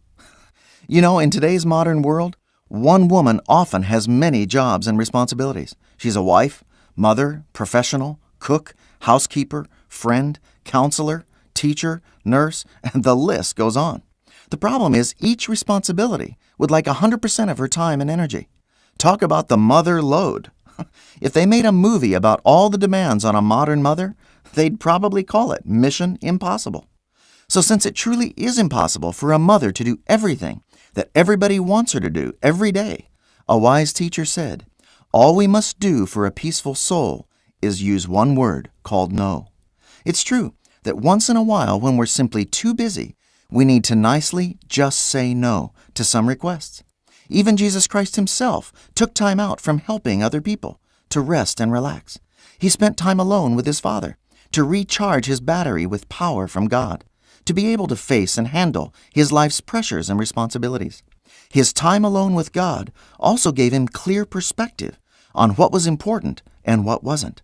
So he didn't stress out and spend energy on things that weren't worth it. You know, if you want to die in peace, you first have to live in peace. We need to practice living in peace daily, no matter what pressure, problem, and stress we're under. We can learn how to be full of peace, even when our life is full of pressure and problems. John Wesley's mother had a small house full of noisy children, so there was no room for her to escape to pray. So to create her own little space of peace and quiet, she learned just to pull her apron over her head. Her kids knew to respect her privacy and not to interrupt their mother when she was praying under her apron. And you too can escape the noise and pressure of your daily work through talking and listening to God. In fact, Jesus waits all day long for you to take even just a few minutes to let out all your stress and concerns on Him so He can fill you with His peace and power. Won't you start your daily quiet time with Him right now before you break down? Just think a minute.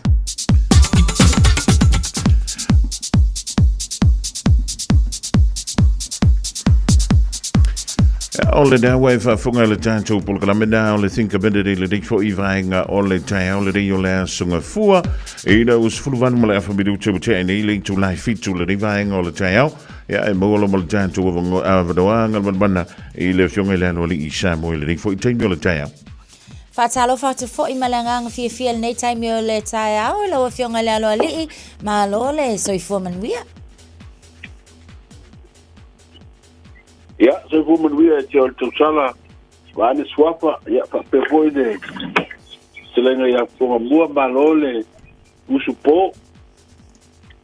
Yeah, Famalo fo I lau fionga le nei tai au tal tono lo mau fo I le so fo lau le ia tal tono fo I lo so longa le mai fo I le talo le tau, ia ma se vainga fo I so tato watu no le nei tai au. Ja, o fa penao na le ai mo matu maruru le alawa e fa penao na fenga I ho I male kwa loa mo wingo le tau le temi o mo ya si malu fo o le aso I fe au mga ronga mo le wa I temi be belai ya lo mo per malu o ai po ja ma no fa tai ma no fonga le fionga le lo le ni vaenga ole tai au ole mai tu one two na isa no le tua lo ya ya wai e ni se no ma fio anga ngal ban e fa pe foi le angi lo tu lo no winga e le me ole atu pu no ma fio e sa ole le sa donga po le mai ta foi le to no ta to no so si le fio e sa e moni le o ko mo e ai no fo ima a fio anga fo le tunu e yo la tu tel tunu na a o lo se mi wangi ai le tu lo ya e pa pena na mari di wai ya wayangi lo kwa lo fa pe ya pe ko fio fo ile to wai la ave ya de malo sho twa lo wa pa pena na ya ai moni e fa pena ya tanto no fo yo ni sho no ma fio amel ta ti so no pe na ngi tangi de wai pe si manuru al makangi fo ile na ngi e fa mai e tino le ye me ola e fa mai ye ta tu le tanga ta so fu mo ta tu ngas mai la ngona e sa le ngona I te mi le vai ho I ye mo salo ai o tu ranga ye ma fu mai le matangi le tu alo ai fa pena ko te tunga a nangi tamale ko alo pe fa mai malo si ai ya me ola bane le tunu ya e fa mo waita to nei ma yo le tino ole la so mai tau ye tala fa ta yo pia e intanga to fo ile le wa ka fa ngo o sa vali ngi vai ka or kausa wa ko ke la fa ngo tong ta so ko ngale wa ye no fa ngo swa de lo we ko ke la o sa va fa ngo ngani si la wa e la na tu sa mata to le al ka o pe singi le wa ye e pe o le tulanga na wa e fe o lolo tātou ina e fa tasi a foi le masina a matou a pa ngi le pomu e o kaya i o ko si fa fu se i ko foi nunga e le tau o le ping singi ma le kiso e pe o na mai tau ina le fu te te pomu no ina e Amerika e le tunu Iran le na vai so ma le foi ve so no wing ya o le anto si ti foi lunga le tau o le mantu swa ma le kiso e le nei foi ia vai so lon tonu o le masino i ulai e pe o na tātou o lia. Ai, whamalo antu le vai o le tai au i le ngā luenga mai, ngal maluan, i le ala usu fo i wale tautua ino le pa ia malo le tātou, so em whio nei saunoa.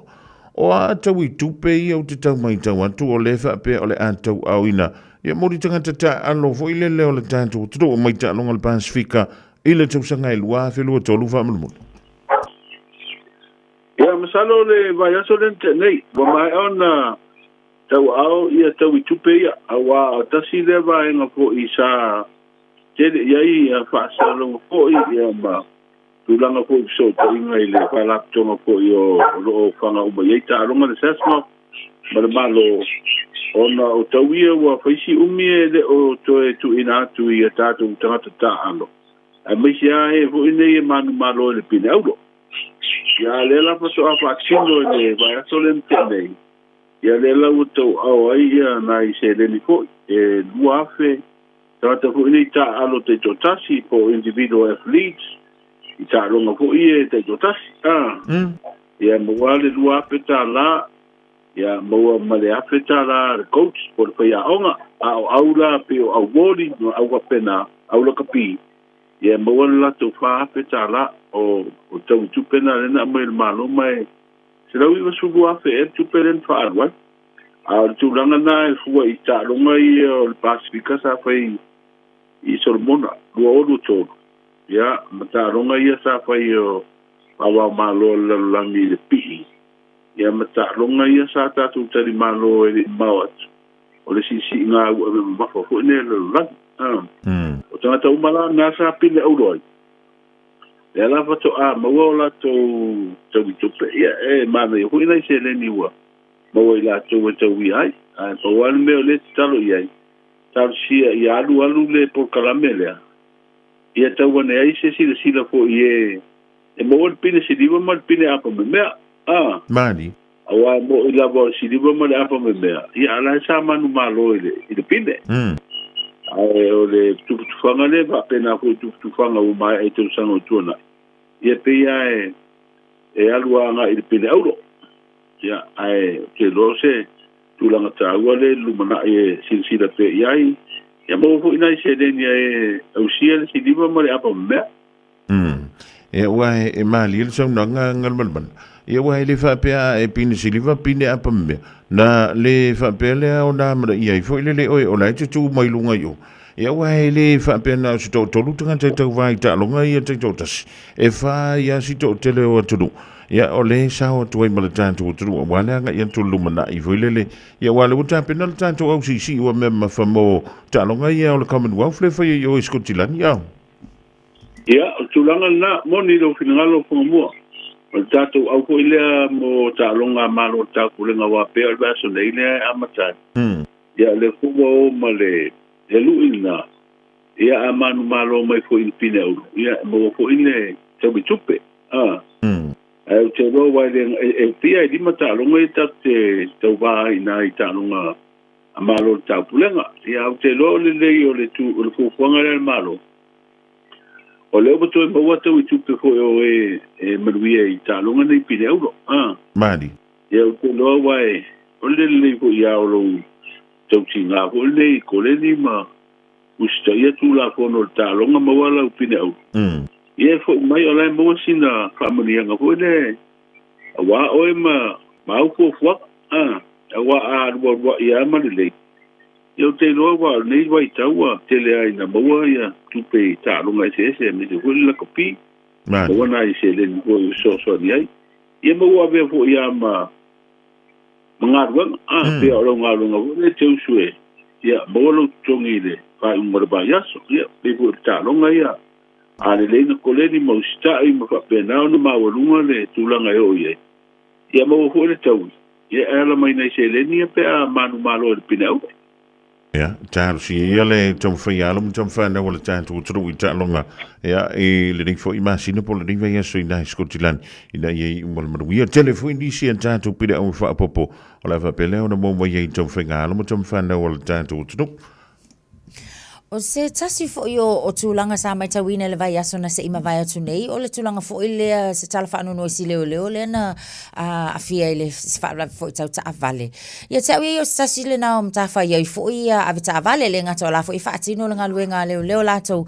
O la se tūlanga fo I le o iai I le tangtanga I la anga I le mamalu o awe ta avale le nei fo I vai tau.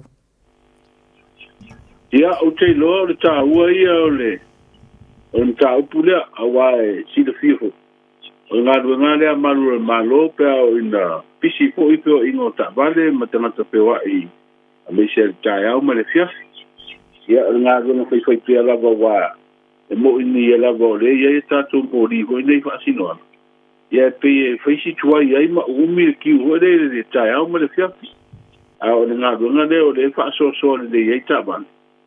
E vabe ho tūlanga tā ua la e le whaewe vele na fia ele manu le mano. Ia e taua I e fo I o whaefoina tā vale mai lea teimi o na tau sia saunga le mua nei leo le whaera ngā ruenga lea. A wā e mata watu I ata ia sa wawa I atu ia I o le whaewe. Ia e sa wane tā vale lea am taua la e whaera ngā ruenga lea I leo sa wā so ia whaafitai le roko le ri o le whaasau ina so I kua le malo. Au teilo, e le o se tūlanga le nei, au se tūlanga le manuia le tūlanga whapea le maua I po nei e ne se lai sene o le ri ina, a me ina taba. Rono winga, on me ia tātou ni konga mua mal tau sala e whaarunga kua e le iso lai sene, e le tau le whae wa taba. Ia waro kui kako ia so ia le mun kako le sene pia ka ki roti mi ho ka ki o so wala Mani. Ko le wanga ngao, ma ki mi ho le fiafi. A lo walu la le ta vale le teme la pisi ai. A tu puedo la pavila. Yo ira le mo mai e le se ta vale. Le la te losi malol le na fia na ave perma. Paso sol manuia le te va e fo isi di poti. I nei whai mor vai aso le pape fua e watu ngai New Zealand. Pa I nisi tōng pitinga I nei e moutino ia a tōtolo na malosi. A wako e whaatino ngā ruanga. A tūlanga le I whaewe le ia ua e taulawa fo ia I la tōu ia Michel tātou su ia mau kōwha koke malanga mai ngā. Wa nisi tō tele o tō pēa tō malanga mai whapea kōra koke o runga moto wei. Ai le lore o mako ngerengi moto wei e kawanga e le mo ia e sao ta vale a wei sa sao fa tu ngai na foda ia langa fa pe ngase me ma sangi ia le alu la korkaba pe ai sa ia tu me e o le mu e ki fa I hone na waru ngora war il kwai nga no ta vale ia ai tu langa sa mo le mu te wan tu sia ia me se lava nai le lo fa pe na no foi nga ngai ngora Le rik, ja, ma lo va tai funga foi le riva en le tai lo fionga ile lo rik ma lo manino le manto le vai e a tātou mata upu foi o la fa pela ona e anga iai e a tātou tala mai sa mo le tai au nei mo le da foi vai so tu na yatu e fa pe atu se matou fa mtalanga ia tau ina ia malu ia tele ia le fionga ia malava singo le so ia male amatanga foi o ngā wenga i le riva ia so lon tolu o le masino yu lai e pe o le tātou o le lo fa malanga le o le tua tai tai atu lo soifua ma le mātou o le solulu asam nei ia tātou toi fa so ai foi lunga o pe au manga lunga lo le ea a tono o tiai ia o toi taliu mai tā whaonga taika wots ia wala nālu i o e matala ta ma o la New Zealand le antali foi le Grant Fox le Ryan Fox le na champini mai anda le la taia ele tam sanga le fai o le atu Europa e o mai lo fina ngalo tātou tamba vai le taia o lo fianga le lo Io e se manu tarsia ia e tau to mole malo si fa ko wina ko sunga le so swani wa telo la o umatanga polo a le la o tunge e mata pe mai mo ino ko ile sairingo champini o talo soka ia ola mau ki ngo ala wa uma ka faina nga malu ar kai au ale maka mai ama o masiro makuo ngalu le fa ia ku ile usupo mai ai tarsia ia mo se malo si ole sunga wa ia tu to e maku tai ko stebe lu ma manuela mtanga le ba so ko Ia, mai ia tasi pena I Samoa I le rivang o le tai au le fionga I le alo li ianga le balabana au tanga vaia tipi au tanga vaia e pe ore whaafunga ti I le rivang o le tai au I le tatu li poti mai Samoa o lea ua fia. To e lus fulu ma le valu minute o na tā lea o leitu la e valu I le rei tai au. Sa unu vaia tatu whaamrianga wa soifua ma sofana au.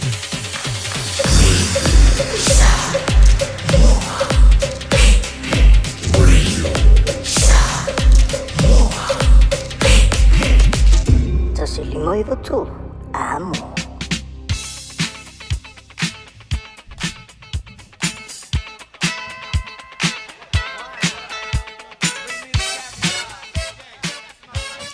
Ia wa maua fo'i lava noa se tata watu nuu vala au mai ai fo'i pe afa pe o iai se whaamanuianga mo se tasi fo'i waulia le aso soifua le nei aso tolu fitu tasi lima iwa tolu le numere vala au mai ai le fo'i wava noa tatou emaili on air at radiosamoa.co.nz whaonga mai le tatou apio fōlinga ia whapena fo'i le YouTube channel I le nei taimi o le tai au au le ala o te talitono le a tatou a matatu tatou whaamanuianga leo taunu umailunga o le tatou apio fōlinga whaamanuianga le nā mai atu whaamen vi ia le lofa maleanga le leo le li nei tau sanga I tele wa toe foa I mai I lou nei tangata wa o au lia mai ai le ono se fulu tau sanga fa o popo I lou nei ola talo fa ia manuia tele lava lou waso soifua tu fa amen le wa ma fa manuia atu o le wa koe fa manuia atu fa ia tu fa talo fa ia tu fa happy birthday to the happen of your birthday ri tu fa e ma ia vor ko inga famu yanga le ringa e se fa fang boy lunga le ainga ia kolu se la wo ngos fuluma le fa yaso ka ku ai le ainga ai o la son fanga mai ai fiu fa ka di fa le pange alo tu fa aquele ku fa mai a fe lolo kalo mai ole o we ele tanto vla lunga le ngal ia fatalo fatule nei tai au so ifo manuia alo fa lava ma lo so ifua ya ke urua la ukalenga se mangu ia la ma kafi la ukalenga tolo de ai ole au ele ila e se kala ki lang fa mai ya e ma lo so ifo manuia le vanga ko vala o mai nga I au kilangi sif o ngai dava ko afi maria ko ro ngai ele o fa ngo ka ko piko wow fa ngo fie o manga ia ma ruor kwa ro ia le ia sa no ia be fitala ina utofa o va awa ko ngai ka ya e fa manguia da fa ngo sho ko finga I Samoa ia Juliana Simongi ngafinga a ko I longa fix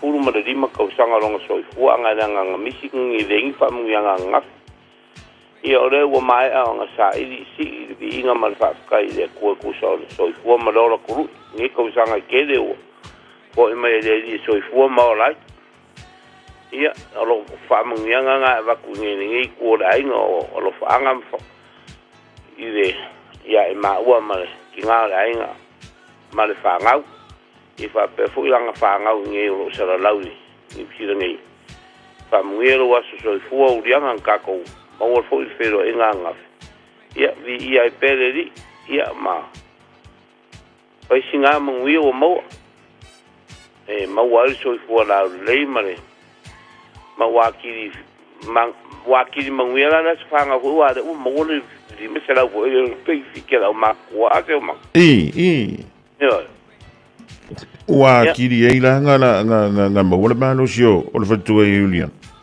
wa kiri la nga malo ya ai e mau ki ngoa la wa fa lua I ngai lau ke kusinga nga ave ia ngaf ya le lang fo ye le la video trump vele claro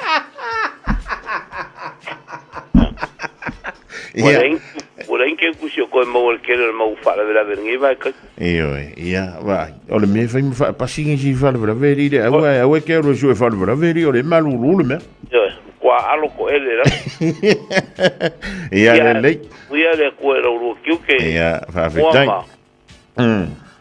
ia ma we foi la singa o finga ye le dia so fo O lo o ye le tanto whamrianga lau tawai tuai lunga i le tanto i meli angal. Ia, o le whaamanianga le nā e mai a ina misipati. Happy 30th birthday to the white legs of our family, Luisa Isaiah. Vi ile tuelo na lofa malona ngalelei, umawhae na tātou pātipatia le whaau pōpoina o le isi fo i tau sanga I lo soifua. Ma tau te tasalope I toi mawani si tau sanga I tele. Alofa anga mai si o tina, me Roma matuila e papoe, Auntie Tiana, your god, kids and nieces and nephews, Kenny, Pemita, poe, Fai Upu, Fepuali, Maletama ita ia alana, se o to alua ia alama Isaiah, ai sili aisi o uso ia ina misipati, ia wa elo matua foi. Happy birthday, old lady. Yo, ma ngayan amakanga pe fale on. E kuse e manga yo e sa o manga na voi le ringa, wa sumali fa ni wa ati finger mel like kireo ina. Yo. Ja, maar we tellen lo was so fuali Louise. Ja. Ja, Louise Isaiah van de Twina tolus vol toesang. Ze wij jullie nieuw 21 gaan ngi wij kau ya ma ko wari ngat wa. Ya wa o ko ngau kai 50 plus. E ma kwa ri ko ya nga o ko ya ma ko ye lai. Ja, en van maar we aan 2 maanden so voor alle tijd te doen. Le rivang alle tijd jou, ja maar we tellen o to was so voor. Alea se ko inga mea lo fake manga oi mengi was franga waringa.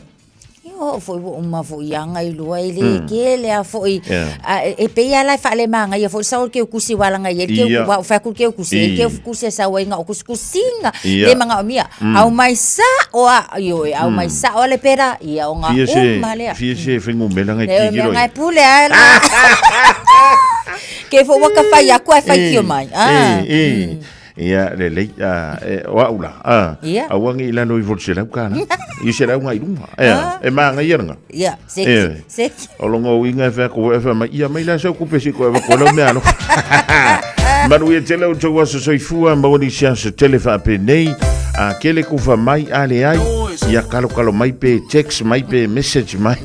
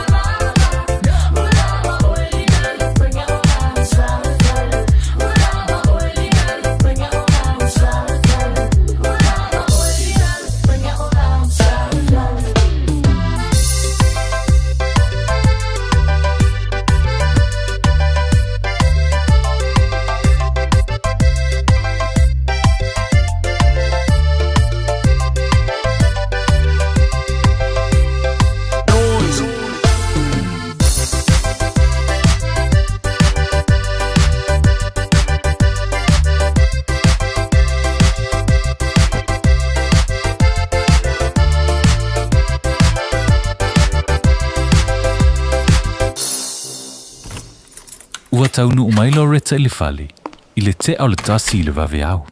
Loleka, o fia sa e ai. O le waka le kasi le vaveau fa kwa e kaungu umai le fale. Inga e fai mei nge kaungu umai le ongo, o fia sa e ai. Sa uia le fale mai ma lo uso, e ke lo fo e cancer skenge ai le wa e mai fo I. Ngo vili fa koru aku, ai sanga le kari ai lau kelifongi. Si e kilo nge fo I mi skol nga e vili mai lea. Ia ola o momoe moli mangava si au whangau. Ia ole fo e le ingi lancho kamaiki. Sole, wale kasi le lua le kolu lo pepelo. Wakoe o mi fo iau masingi wha mo kupe. Wha mole, ioe, wha maangano mai au, wa o manga mia safsasoangi. Ua mawai ni maasina, sa ili e Loretta sifsosoani I le mapu mai services. Ua amatau na whaasol manuia le ainga o Loretta. Ma lo lava Loretta, wo vai le swinga le lei o si o tātou ainga.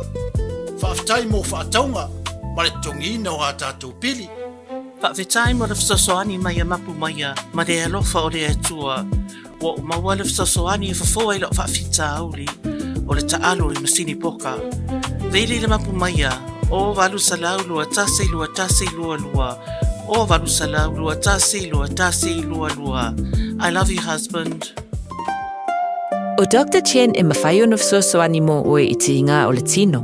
A whai e te inga lau tua po lau tuli, e mawhai o na e susu mai e whaataita I fua le vai fufo, ai e iai o na iainga. O lo o tarsa e lini sa ngata whaina luenga e fsosoani I le whaata wino o loa mo le wha I la māneia o fōlinga. Vili maile official Dr. Chen I le lua fituono tolu fitu, lua fituono tolu fitu, mo si whaatal noanga. Be susu mai I le lua ono, Great South Road o Tahu. Dr. Chen, le fō mai o vai whaalena tour. O le Casa Beds and Appliances, o le tali o manaonga, I o loa e whaatotonga ailo mauta, ini tau le lei, toe anangata, e mawai moenga ngao si tutono New Zealand, whaapea se tino fōa o le potumalo lo, lau ai manofoa, TV, la au pese, usa aisa, masini tā lava, telefoni fe aveai, maisi. A whiu ane loa I le whawhituwha Great South Road o Tau, po le tolo fituiwa Great North Road I Henderson, le Casa Beds and Appliances, telefoni o valu selau, lua, 5 o valu selau, lua, 5.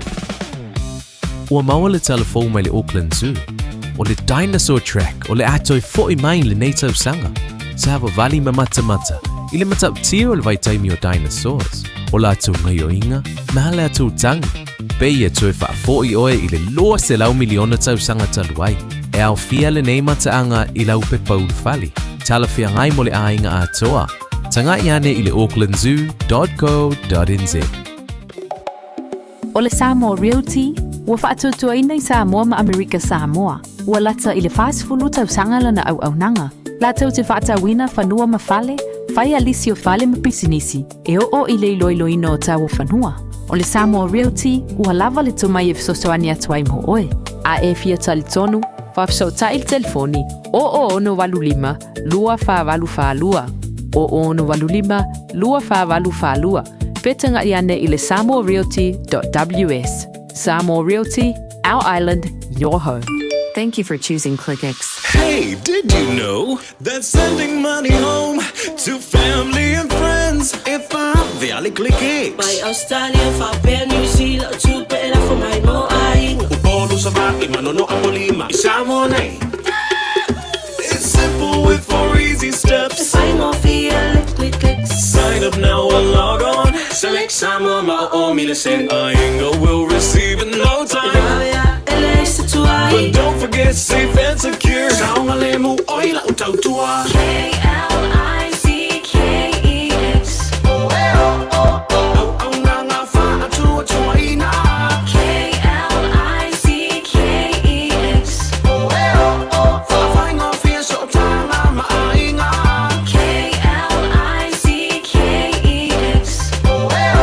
Supporting Samo with our very best. We are ClickX.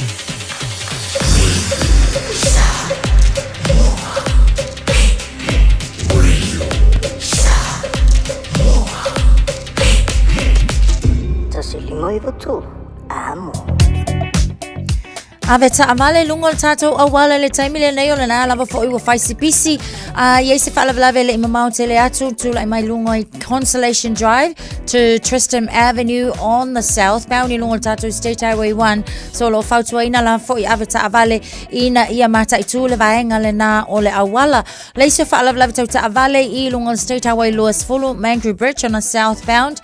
Ia o lo mai tau atu fo'i o le nā sa iai fo'i le lane sa whapena fo'i ona tapunia se taimi le mamau tele atu so after avale pass with care ia mauti no foi ma faila foi ia on a plan saisi route ina ia awane ituai le ngaluenga le nei taimi o le tai au ni so vainga o tatou awala le mai tau watu lungo tatou State Highway se full male no fire si ma fala traffic male westbound and eastbound anga ia tu lungo tatou Central Motorway Junction fa so solangi ngai Western Springs and Point Shiv water view and te ara to south o le fo ilo mai tau watu taimile nei na fo iolo o faisi pisi lungo le tatou Northern Motorway mai tau watu southbound i langa iatsu i le taulanga mai Rosedale and Consolation Drive o lo faisi pisi mai i le nei fo i taimi anga i anele le North Coast ma le alwange lungo le kako a wala lau papa alu ako anga i le CBD i o le na ua amatana pisi le taimile nei Southern Motorway o lo mai tau watu na city bound i la tu maule traffic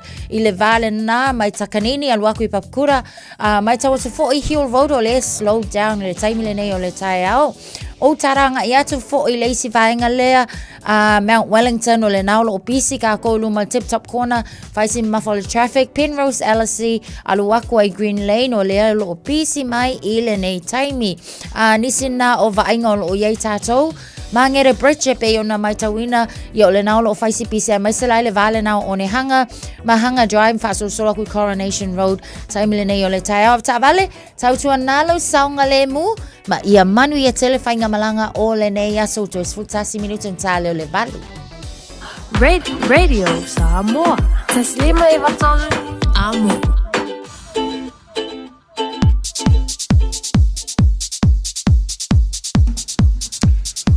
Ja, le wa to e se fulu minuto tale link to live van ul dik fo i vaing ol tai o fe le to ma to bai il program le man ol tai ol radio sabo fa tan van to le fianga yang al ban no ta shava lua ye ma lo nei fo tanga le ol su yel su la ya to vi beni il dik fo ya su fu am boli en toi oi il lo fa le fringa al wenga il lo fa le a onga ye po fe fu se bela e ke ka fa o ma e ka ai de gia so fu aringa ele ia vai moka usa o vorde le kai au ri true oria ka koa ya ole tai ole wo toi fo i toi le fana wa onga ngal malmana ya ele fengo fi vo le mele ole mo umi ko va ver la kai au ole so fo tuanga fo ile le matua le wa uma le fangu fa ko fa ana o saulo mar fuspa o ngi kai o fango ono sai matua o le fala awal o sai vai kai mil ngai le fo ko a mata o nga nei fana ia lava fo ile ono sai o matua le tai au ele le ia le ofia fia ngai ka mekila onga ia pe o fo ia lai file mu le o lato ma fau wa ma e sa o le ia lau ko fa fo mo o ma kwa fainga ka ai awa o ia so a ngai fio fang ai o kama fo ia kai mi o lanku o so le kai o fiala ia ai sama matene fa malosi ko again ka ko ngai foi kwaka ia makua i ko eli fo ile le pengi ia male api ia ai mai se foi e a ngala ma foi molo o e alu manai awai pisa ku mako mako ia o pasi mai ngal vaengal o to ia o le fa tu atu awa o to le luma ngai o ngai o ka ko inga ia mai se ka ko ngu ya o se tulanga le leina ni vai ngol tai au ia fa mano tu fo i man tu ngat ele se me man ia fo ile me o le moe ka se fu lu la ai moe ya le wa ka le ongo ka ngala i lunga ka penga ka mai ke ia le u fa nga fo ile le fa nga le mali le ni vai ngor ka ia ia ngo le fo ile mangu ia le pepalo to le fa i ngol va ia so ya ona sa i moli nei fanau i ya onga ole dei fo i tai au ya ma ya ne ta to moli ele fa pe ala no moli a lua ya o ile a ko ya pe mu fo fa me e kile ko i kile le se mōri le ko ai ngol mōri le malo. Ta wala na o le vaveala. Au ainga I rush fo le mana ta mai titono ta avan. Ya le na ia ma ka mo fainga fa ma sangia Colgate. Io Awa voi le kere ya akaso ora kai awa la e purpuru ko foi le parang keke kongor ka so ke vai ya koringa awa ia ko kanga ka le fer wa I me mori ka mikia o ngam parang keke ona ufa pe hai le o tanto e o New Zealand po o Afghanistan oka se foi fa le yo la e me se fa fi lo I le ya ko ke te kai o ke ri o se me fa e wa le me ka ia fa good morning me ka la ke ruf ko me morning Pe masanya I lawa.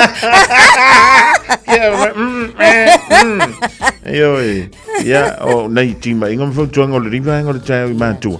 Ya ma nei fa na fo le anga ya tu ya o ngai le ya so fu ya. Fai mali o so nga nga ki le fo ya. A ela ngonga ngai le Colgate Vai sa pa por cá. Wa fa o minga le pique. Al pa por cá. Por cá.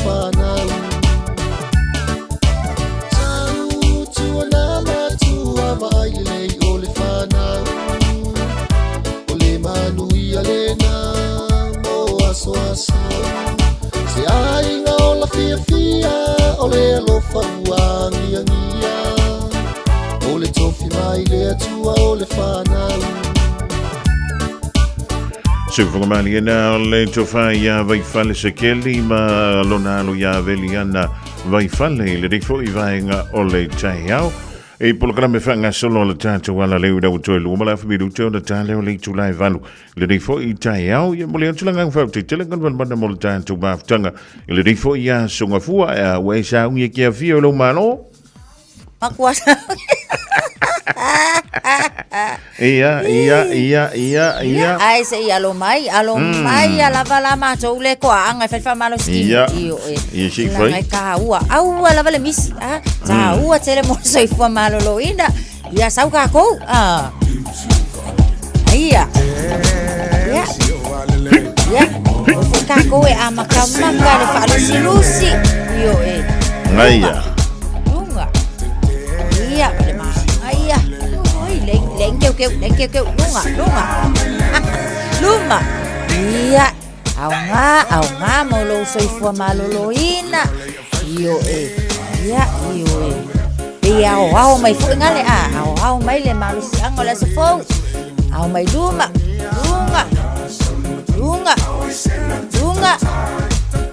iya ya lu fa kasi luma iya Yo.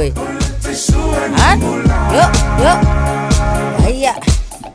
Lunga. Ai. Mele ke le ngai fonga mua. Ya yo. Ese fali ake. Koia. E va maluski ngolunga chere. Aya. Au tapa. Alu ya kafa.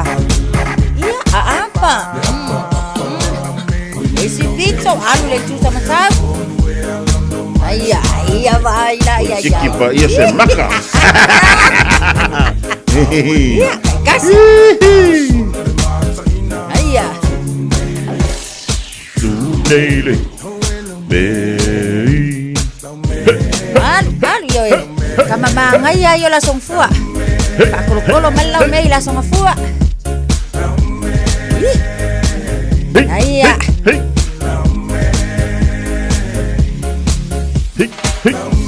Iya, alu ilunga.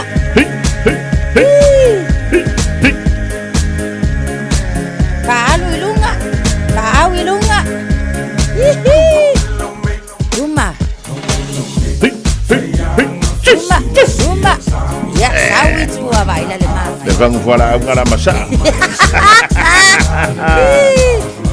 Malo fa malo lo sile nei taiao ia tau ina ia manuia tele lava fo I lava singa o le nei aso tatou toi feilo ai fo I saso momoa to fa ia soifua ma ia manuia masiofu Usi mai alau whaafofonga o le whaapoponga fo ele nei o talafau mai Samoa. Awina sa mai mo oe e lau leiti o whalongolongo le Radio Samoa. Tasilima iwa tolu amo.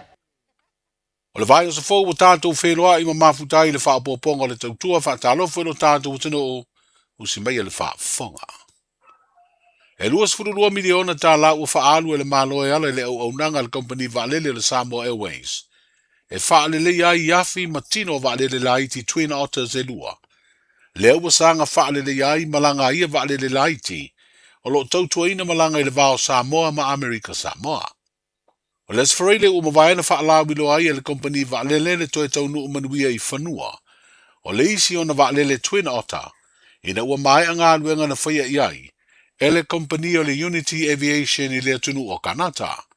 O le company fo ilea na whaiai ngā ruenga whaalele o le isi waalele, o le tu ainga lavalea ua toi lele mo le tautuaina o malanga I lunga o le ea. O le fionga te mai ta isu I pāle mia, na sau no ai le sau ninga sa whaiere no fuanga, e wha mautu I ai waalele le malai waalele wha wau malo I whaleolo. Lea sa au wai manisi o tai o le malo wha pia malo wala au lia, a mai se o sui o le pulenga le company waalele le tino. Na awai fo I masui o le company I Kanata, na whaia ai ngā ruenga whaalele o le waalele. I le vao le tausanga lua afes furuiva ma le tausanga nei lua o lua ono, mo wha mawina le komisi o tangata whai ngā ruenga le malo, lea olo I aida wa ia o awanoa si korasipi a wālo ma whanau a le tunu. Le si tia I le salau maleiva, Ava noa sikolasipi fou o le malo saina. O lea o whainga ua o fiai le to lua sfurulua o whanau le atunuu. O loo a o onga ia ava noa sikolasipi i le tausanga nei. O le tausanga ni fo i o wha mawina ai. Le si tia le lima sfuru whanau. O loo a o onga i tutonu o le University o Samoa. Ua wha manuia ina i ia sikolasipi le malo saina. Mai wha atusa lea i le na o le to lua sfuru o whanau. Sa maua ia ava noa sikolasipi le tausanga umawai lua o lua lima. O le sauninga sa wha alawido ai i la tou o wha manuia ina ia sikolasipi. Sa wha ilo ai e le pule o le University o ao ia wha maumaunga. Wha pea ima le te fono o le komisia tangata whainga luenga le malo.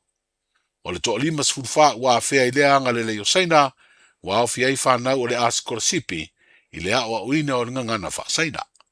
O le ampasa o lea malo i Samoa sa tali malo i se wha afe, mo whanau o wha manuia ina ia avanoa e te tongia i saina alatu wa onga.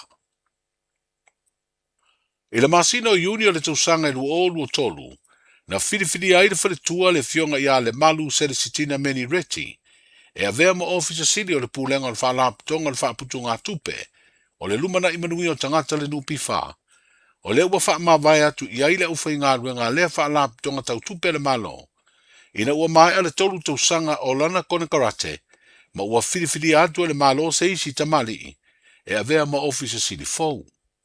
E lua minsta o tupe le whainga malo taluai na whea ngai ma le fionga i ale malu. A wā o minsta o tupe i aile wa aia le whaalapitonga lo teu wha whainga luengai, se leni e le au whai sao whanga i le nupi wha. O ia minsta o le fionga i a muripola ana rosa ale mori o, ma le fionga i a lautimu ia wele se ma ai.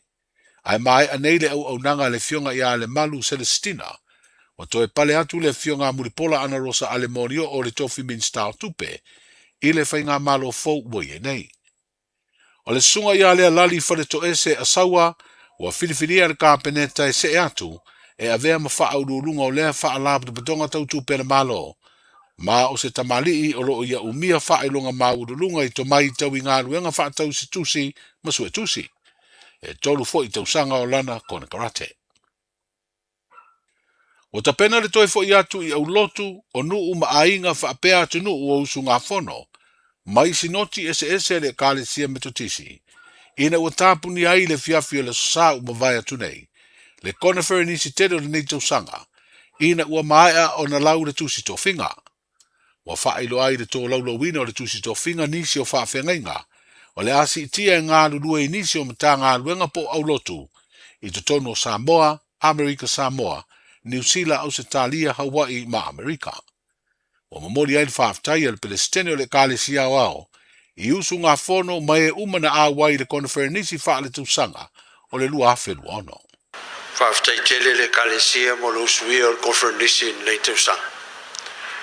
O te whasilsila atu ma le loto fia tele, o tāpunia lua ia nei le konferenisi o le nei tausanga lua awhe ma le lua sifuru ma le ono, whaaftai tele le kālesia mo le fono nei tausanga whaaftai. Nā uto e whamanatu le autu o le konferenisi o le nei tausanga. A o oe le tangata o le tuwai. Sola ese mai mea le anga. Sola ese mai le anga sang. A ia tātou pipi ma tausisi le alofa, le whamaoni, le ami o tua, le ami o tonu. A toa ma le anga madu. Mea ia tā pena i tātou le kālesia. Mō ngā luenga o nā fui tausanga fau pe a amatalia. Ma nawa mai le nganga o le kālesia. O le atua i le kālesia. Ma la tātou malanga fale tausanga. Pe a tātou aulia. Le nā tausanga fau fale kālesia. Ia manuia le kālesia. O ma le atua. Ma ia manuia le whamoe moe o le kālesia. Se lau, se fulu ma le lima le viinga, o le whai upu mua tātou te pese ai. Yesu e tau, tai lova, i le vasa whaingata,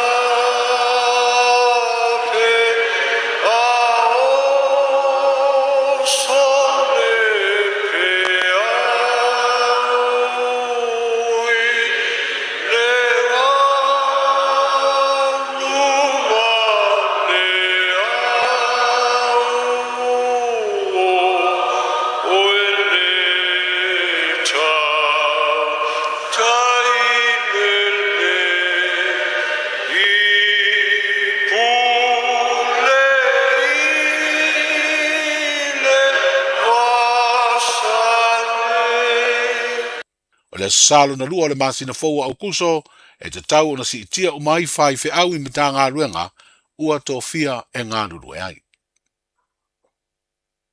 O wha mana waina le matei siri ngā ruenga I leola nei, a se tasi o te mali I o le tātu o tunuu, sa lawi loa ai le ingoa sa moa I le lulangi, I le tā alonga pi I wha apolo fesa I te tonu o Amerika I tausanga umawae, o le sunga lea I apapali I Max a mata taonganga, sa lawi loa le swafa o sivafi.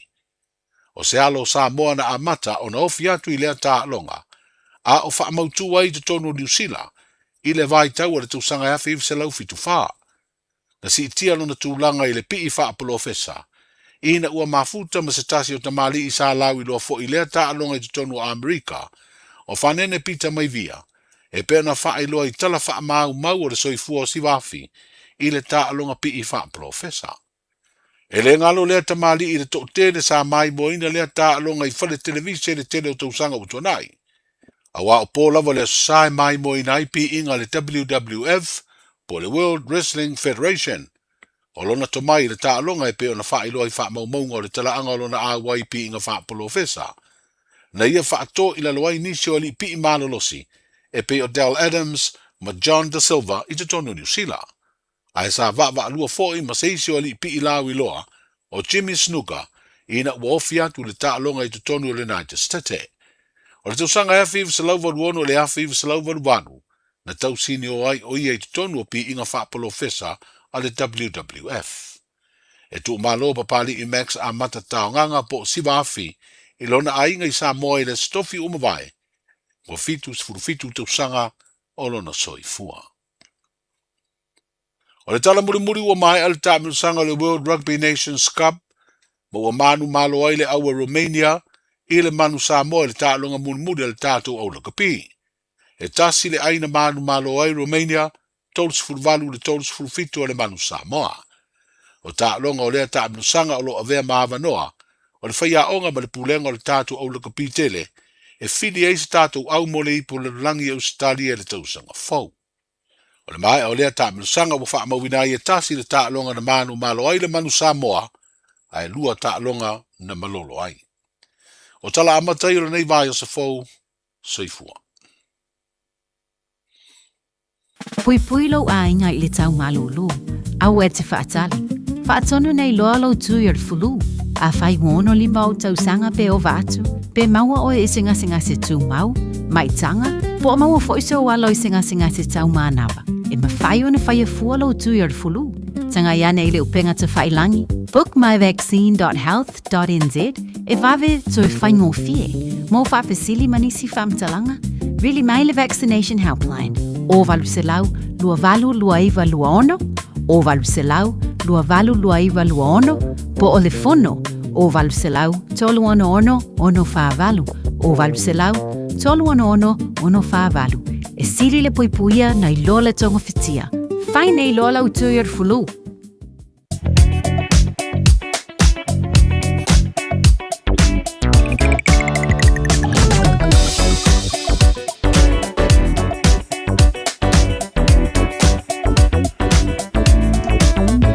Joe Fatalafantu I le pa ia mala malu ave tava le le vainga o le taeolo I lunga o tātu wala tele malo silsila e malo fo I le whato toa ia te utau whai mani I lo sa I lunga o le tele e bea whai o nei po loka le vainga o le taeolo le leise vai atu mai manu kau nei whaasalatu I tai I nai Albany nai no shore I lunga o le State Highway 1 I le temirei tolus fulmaleiva minute le anga I mai Albany mo manu kau nei.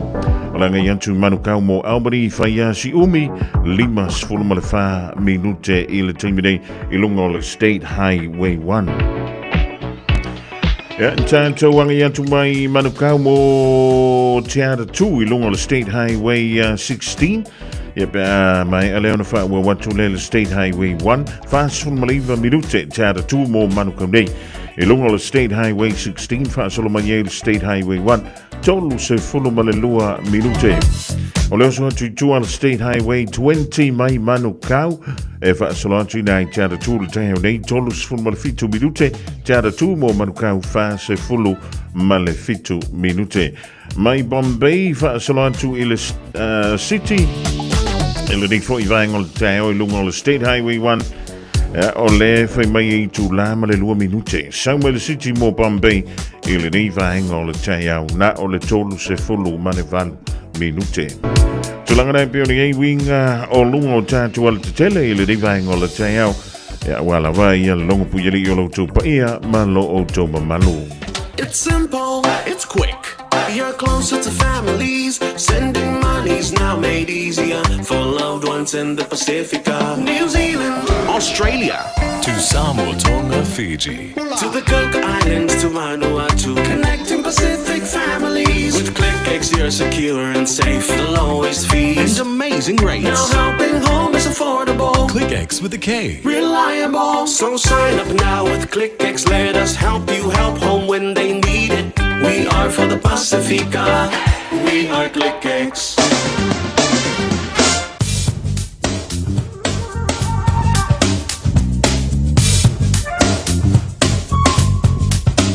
Wa mawhai ora au rātu le tala o le tau i aso te tasi ona o le langolonga mai a le Auckland Council Community Flood Resilience Initiative. E tue whātala wātu le nivaenga o le tau i lau whaafunga anga Samoa ma lo le ngā lue. Ia ma lo fui lea lau su le tau tue te pena le whana wa onga i le anga i atu le toi whawawina o le kuatalo na tolu o le reifo i tau sanga i tomaiti o no sa io i lea onga i oi o le mena na whai atu ai vavina e moi le poa na poe vave i fui dai toi ala e te anu i le wha malo si lea onga i le so. E mo te mrei la venga nei le tātou tala o le tau mo le rei tai iau ia whape fui ma lea so an tau mo au kilani wa Samoa au le mai le ofisa o le va ai tau. O le sofa mai e a fo i le ngore mea. O le fa mai e iei le fog. Soni, kai wawe fo i ngā pua o ari le ni tai au. Ma o le a wha apea leo na kilia mai se taimi o le tai au nei. To ulu wa wasalo i wanga. Ma o le a wha apea leo o na anga i atu. E le tele o nau whanga i taimi o le hawoli mai o na mamafa i atu i munga i se taimi o le so. Engi maluma i savili le nei a songa fua e whiolono rangi mai le tui saute i sa sae mai taimi o le hawoli. O le mawhanawhana mo le sofa mai i sfulu ma le lima tike rimo au kilani o le malulu i le poanani i fitu tike rima e ngoto le la i le lusfulu valu mirute te ai le lima i le fiafiana nei. O le vengmola so antai au o le au soane le la i le tau le lusfulu fitu minute te ai le tulai fitu o mai a wawa mai ono yeina i uanga ai le i malamalama. Sa vili mai le tu i saute sae pa solongidangi mai le wauli mai le tu i saute i sisifo. E awha malo atu ai le lo tātou taro i Samoa lo mafuto mai lunga o le tasi ono tesi ma le tasi wha mo i Samoa ina ua sfulu ono minute te ai leiva i le nei tae i Samoa. Io e o le vanganei le tātou tala o le tau mo o tauwha mai o au Savilia wha sono i na maha losi o le tua loa Savilia mai saute i sasae o loo viti ai pia Samoa. Mai au mei ao ia manai timu ea a fiai le hataro ui nisi o tangi. O le tala fia e le o ieni fautuanga mo Savili malolosi i le so o ua whaale ngā whaale au ngā ina nei mo lau whanua uma o Samoa. O le vengala mo le reia songa fua i Samoa u vitia sa vaenga o le langi au marai timpupu e iei nisi o vaenga. O le vengala so a tai au le au vitia sa vaenga o le langi au ma Savili e wha tau tau i nisi o taimi. Tulanga nai pio le iei le ni vaenga o le tau le songa fua i winga o le tau e le nganta mo i tātou ni au kilani ai wha befo i lo tātou wha sinamanga i Samoa. A e fia i lope ono lo fia lo fale i lo lunga. Si akilo whanua i le Auckland Flood Viewer a le Auckland Council. I lunga o upenga ta whailangi, si akilo to atu si pele ono a fia ngō fielo mauta i lo longa. Talanoa i lo ainga i me whai pe ama mawhati munga. Wha ama mama tewo tu ama ota, tātou te le pōlea le tau. Ai mawhai una tātou sa uni mo fisuia i ngō winga le tau. O lau saonga le mu I taimi o loo longa mamafa, o loo yo lava lima.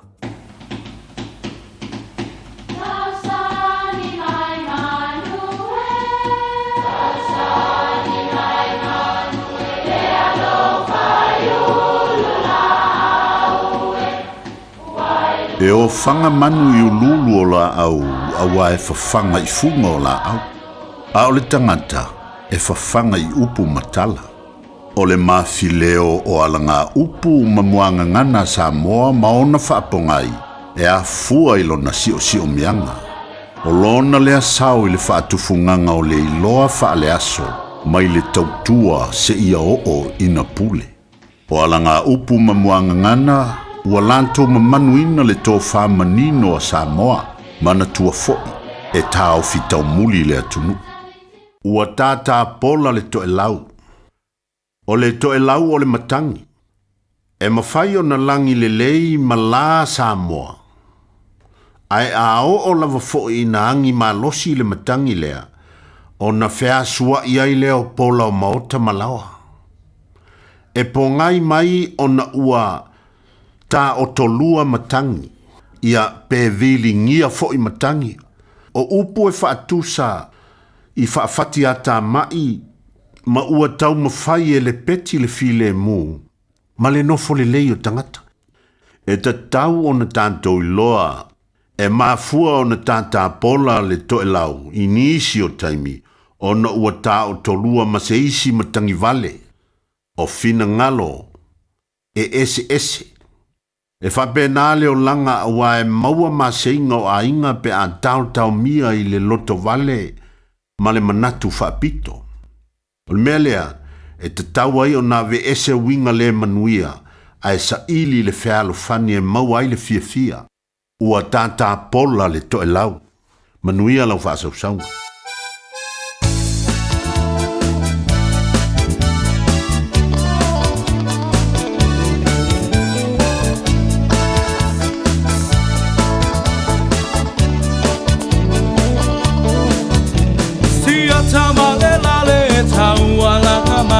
I say you so what to fight you say so abai Aulota oto ma etilo iai e wa ese so ai na e alu atu lea ese ainga o fai se lo tu ai fai esa tasaminga wa e mole manaba na ositoya ina le lale ua matela ina foi myself fallinga myself feeling e moni e alaba ita e te talanoa e te leiloa mana tole tawalanga no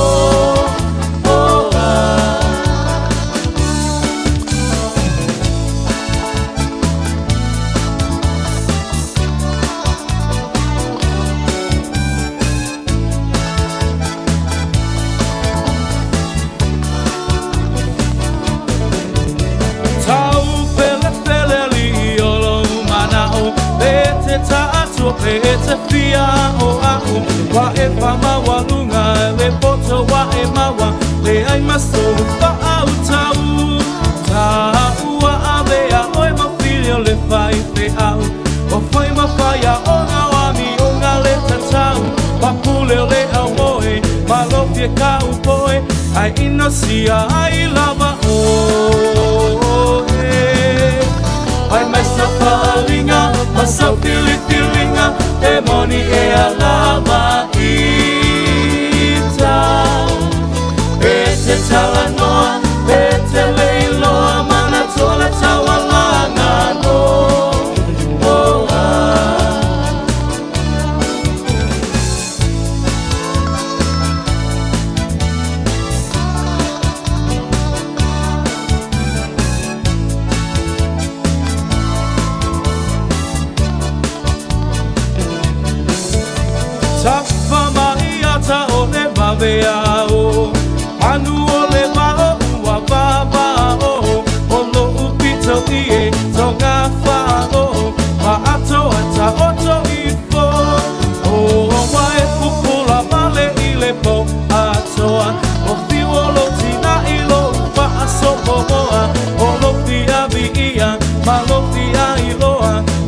sia ai lo ingo ai mai sa palinga masa feelinga demoni e alava ita Pete talanoa pete leiloa mana tuole tawalanga no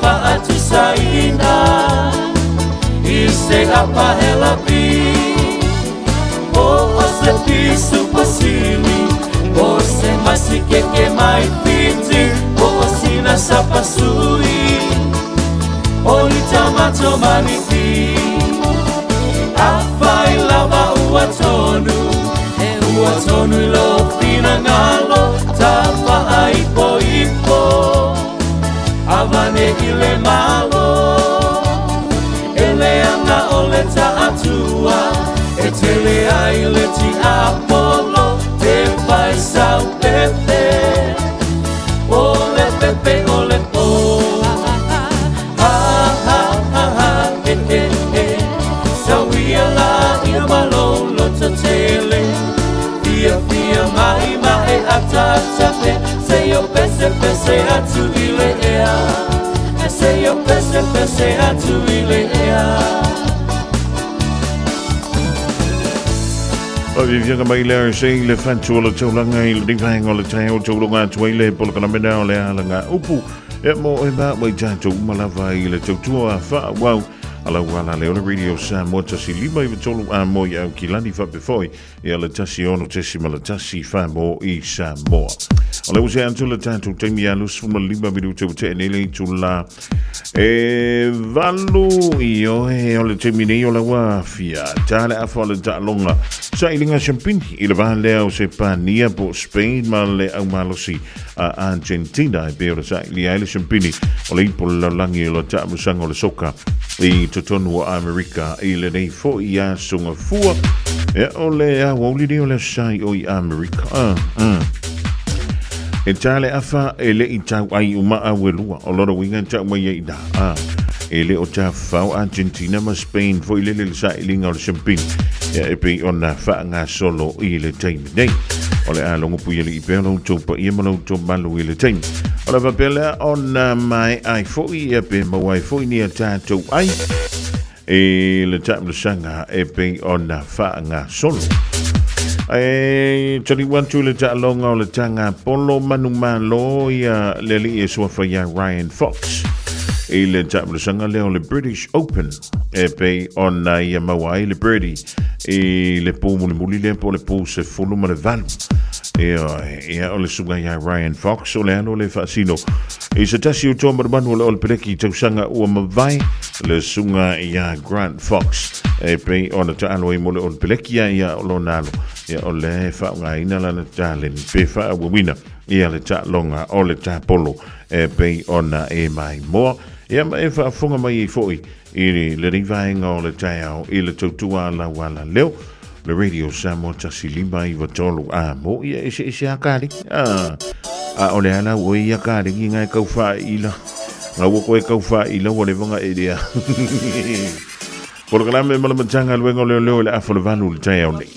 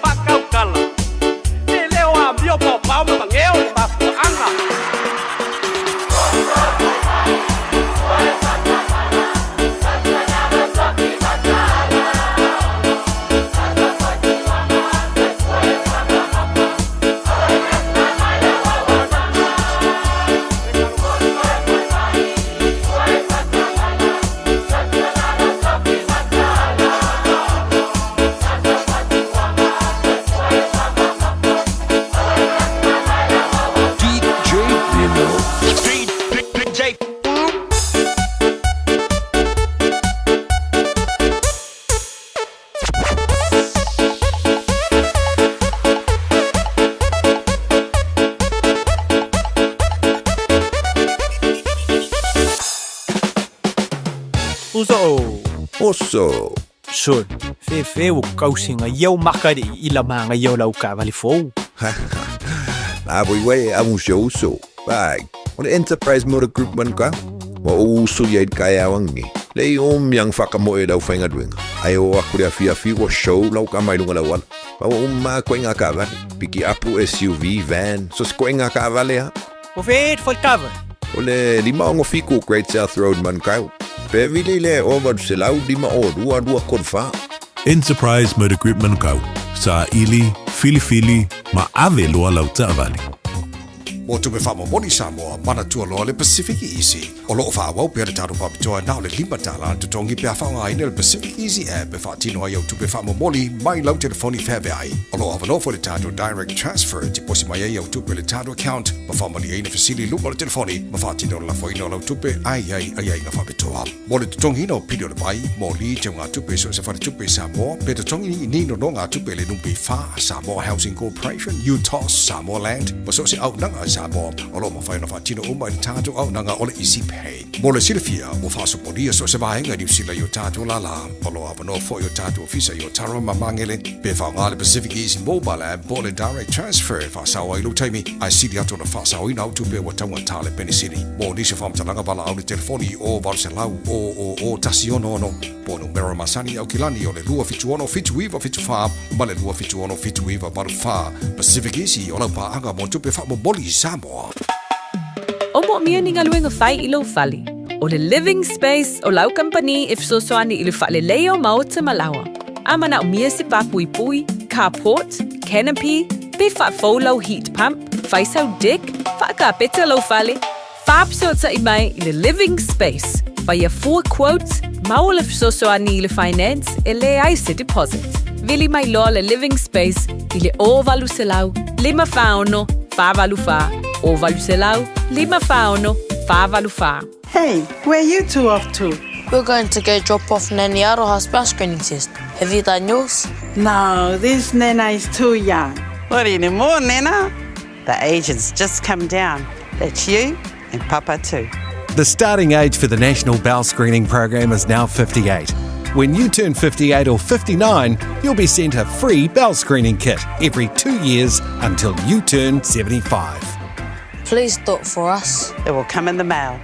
24 hours a day, 7 days a week. Radio Samoa streaming live on www.radiosamoa.co.nz. Semblung lawansi le Radio Samoa le rivang o le taia o le wan to elus fulu male fitu bidute ona tale o le tula e iva i le rifo ivang o le taia o le rei o le aswafua so lus fulu rei o le masida o iulai lua fe lus fulu male ono. Fifilanga ngal rivang o le taia o ia ua maua fui le avroe fa soai ma le sunga le lingi sa tini le tofa ia tumbarvau siki a shul matanga alwenga leo ia ua lava i se fa manatu mani tima inga mo i tātou uma ia mi se lava avata le lungo ala televave ma lo le sui fu maruia ia malangi ma la u telanga tumbarvau ko la sunga le lingi sa tini ia ke vai ko ri pe yanga fo ko e fo i me ia le ile malu tai au fo ile le o le ile cream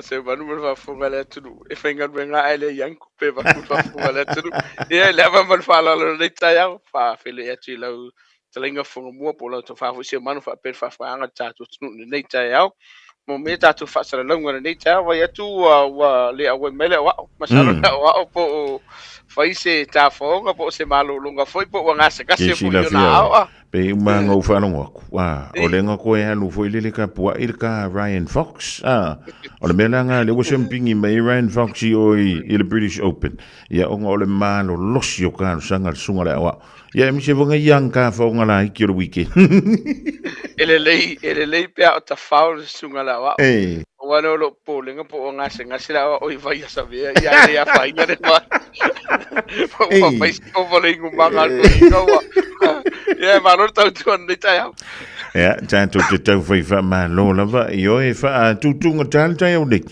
ya no le mo fo ia na ya lo fa da wila o nga tu mo sa o fa sito tele lungol awala de termine nei tai o lo lava ti lo termine usu mai ia fika i le ono le tai a o faisi pisi o tātou wala o isi o vaenga o lo batu whawhautoanga le tātou tru ina ia whai tete lunga o tātou wala tele te mire nei mantua fo ia o pumasani lava ia kau kio umai le wats al vaenga pito silon ta ua e whawhoelo sa i le sawa ma le saunga le mu e fua lea i swinga o le tau ia ma swinga fo i o vaenga o la wala le te mire nei Malo, fa tai ya na mai le fai ngol venga so le mai tau le mtanga le wenga ya wa foi ni vai nga tau e au la von fam da tu ya wa telo o stai u mata to de vai tau manu lua mana ia pe na stai u mata to de vai tai ai fo ni ga mai wa fakele inga ia masa sawa mi o le tu ya ile weekend lava ia fai si tele o tatu sawa nga lunga la wala road rage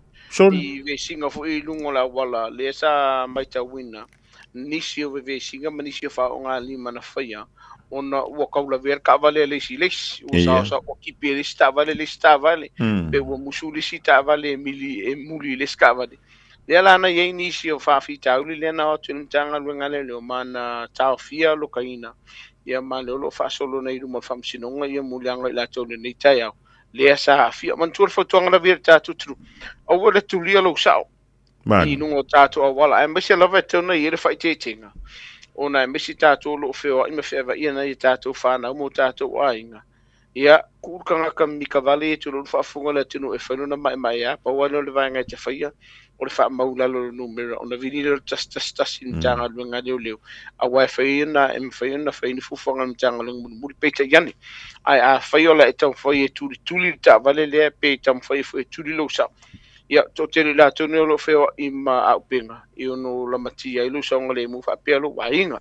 O li si vaenga lo vai te mine whai si whatutupula i o sa waina o tātou abe pasi. Ei, sole. Ioi, ia mana tua fo i se manu mal whafonga la tinu.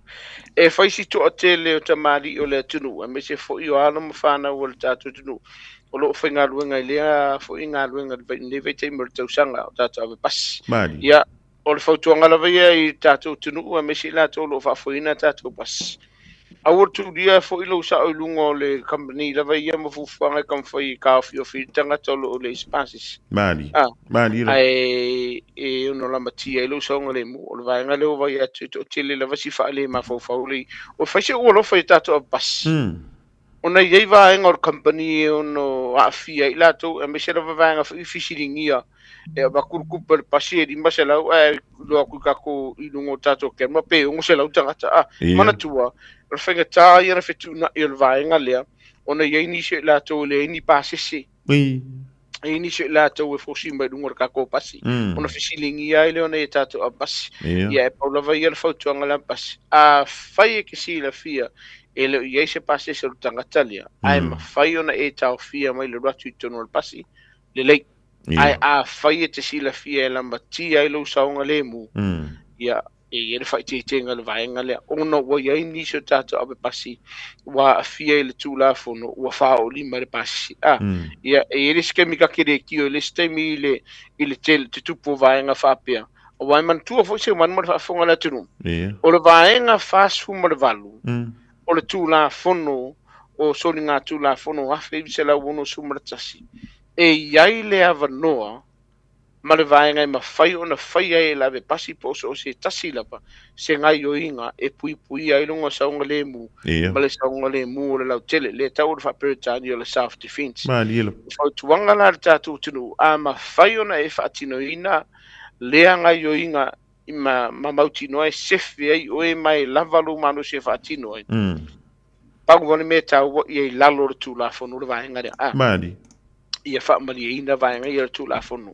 Ai a whai e te si la fia e whaamali e ina le tūlafono, ai mua o oio se tamaitai po se tina foi, lua e le o lava ma ato o tualo ma losi e te whina uina peke kam whai e tūlei e whafope whai senga yo inga pui e ma pasi si whaamurumuni. A wori whai ave lau whaamua i lou saunga le mu, mara saunga le mu le lau tele.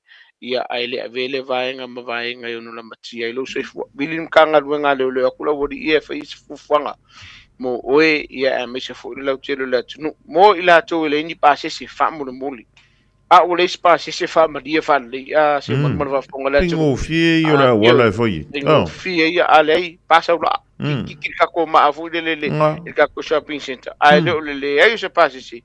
Ai fi fusu. Le fai nga yo inga le tu va fonga le tu ia ve pasi o lava ono sa. Ia. Anya ke o se pasi fai do fi kamalanga ke o ruai ia.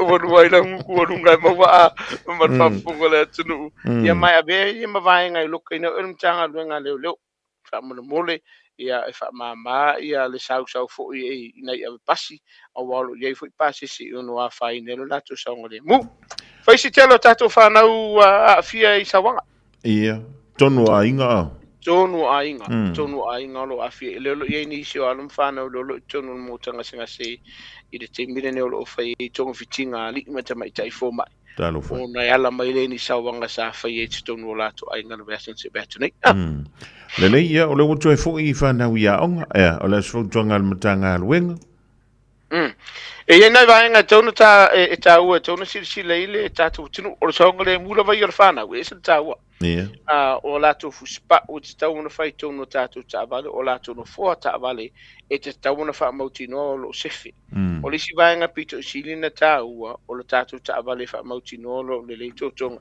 fa se fulu kilomita o le sawa le te tau na alu i lo sa e ta tu kolosi a fai o le te malanga i momolia tatu whanau. Wha mautino le fa mo le Samoa. Momua. E le o iei se vaenga e whaasai nai ona e whialua i lunga tatu a wala tabali. Le ta ua ka o le disqualify o lo knowinga wo se i o lo laisingi. E le uma whainto e whai o lo laisingi se uma so whaasalanga. Lua. Suspended. O lo iei se vaenga o lo tau fia i lo laisingi. E le ma whai o nei whialua i se ia uma fo se whaasalanga. O le whawhitau. A maua o mkanga luenga, lona winga, e sa varit whanga o ka koulea onga. Mali, Ko sor ka ko ka vali. Ia nga e whatarele te tūru matatu whamsinonga. O lona winga, a whai e te sila fia ele o whaatanga ina, ona e whelua i lunga o tātu a wala. Ele tauna e whai ele vaenga. E te tauna e usta ia lava i e tū la whono o mtanga luenga le lo male malo. Ia walu saunga le mu. Vai le whanau whamuna mole tauna mumuri lunga o tātu whale a onga. Ma potu a onga pe ama fai ona fai ele vaenga 5 minute ele tu wole a onga what sta ona i se tasi e piki ina le whanau te lele avanoa e ma fai ona whaasau ina re soi fu o le whanau pe ama fai ona piki e tātou a inga e a ele saba vadi wa e risi teimi fu le se man mo le whafonga le tunu Mali o la e sa o la saba vadi a ma whanau pita e ia au femi kai mala mo vale lo feo e tātou tā vale ono la matia e sa ngore mo le whanau. Wha mo le mātua tala no le whanau, whai si mau runga le vaenga lo le pooling po le sa wanga e fole le tonu a onga, o lo a whai nei whanau, wha mo le mole, a whai o lo a whai no lo walu. Tala noa i le a onga, tala noa i whai a onga, tala noa le mtanga luenga le leo, a whai o lo walo lo o whai e sori ngā tū la whono lea. Wha mo le mole tauna e tala noa i lo walo, e le tauna tupu le vaenga. Io vaenga tā ua ia wa fo i le whafunga anga le tātou tunu. Ai me se lava ia alu mafana wa amtaina ia nei foi 4 nei to sanga ia manuia ia o ongo nei ia se nei vai aso ia alu mafana wa tatu tunu sama ma no va tai ia mo le tuelanga fa te tele la sunga le sa tini il fa bro ina fol te mil ding tai ia wala vale longo puia li il pa ia mal malu tatu tunu tan sia la tang ia mai le so ia pola ia tatu fo tuanga io e tau fai titile mena le felu i solo mo mai mau e pala io pa or ka vale o mai maka ofi mai mau ko e mo pinging ia ai o le onga ia e nei le ta o io e usu le tai i futa tu ole le tot ai le fa pe o le ka lu ai lu ku foi le onga maka i fa ia onga la sunga sati ka udes ka kai amaka la onga tamai tile valu ai aru le afor limal va viao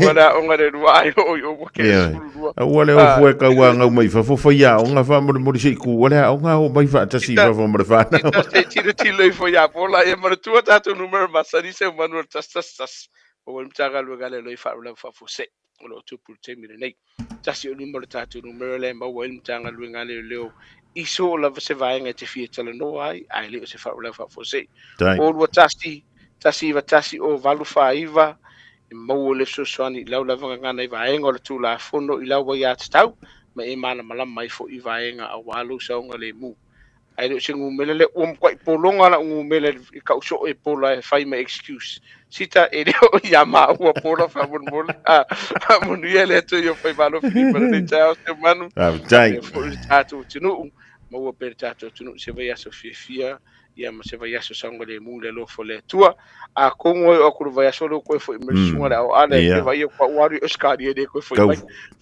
e ka kalo me nga u kalo ko i ka kalo me ko o ke lua ko va ve mai ai fai o le vai asa via mo ila se fo mo le tu fu fanga le aso so i fo mai manuia so i fo ia o le dawa mai mo fa funga le tru i le tau tomala danga na le sunga le sa tini le tofa ia tu mo va siki asu i le nei fo i vainga o le tai au le nei o le sunga fua o le tātou taimi o se atu ia sefulu ma le whamiru tolo toi o le tale o le tula e iwa.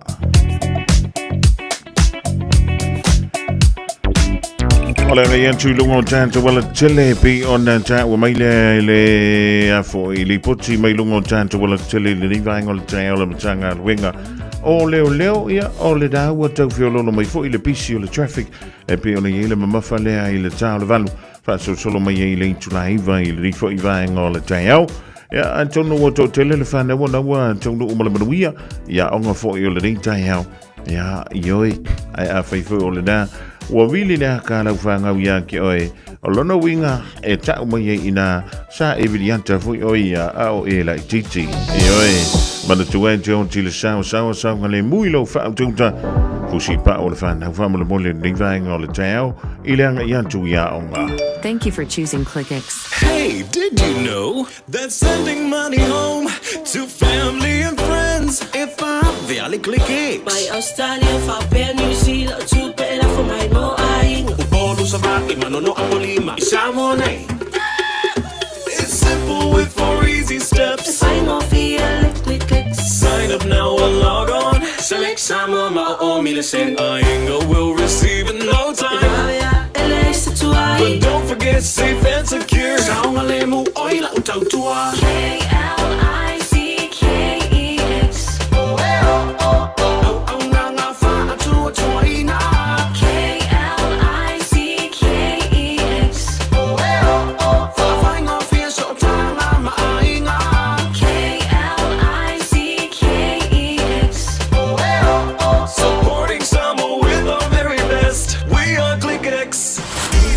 Radio Samoa. Taslima Ivatolu. Ama.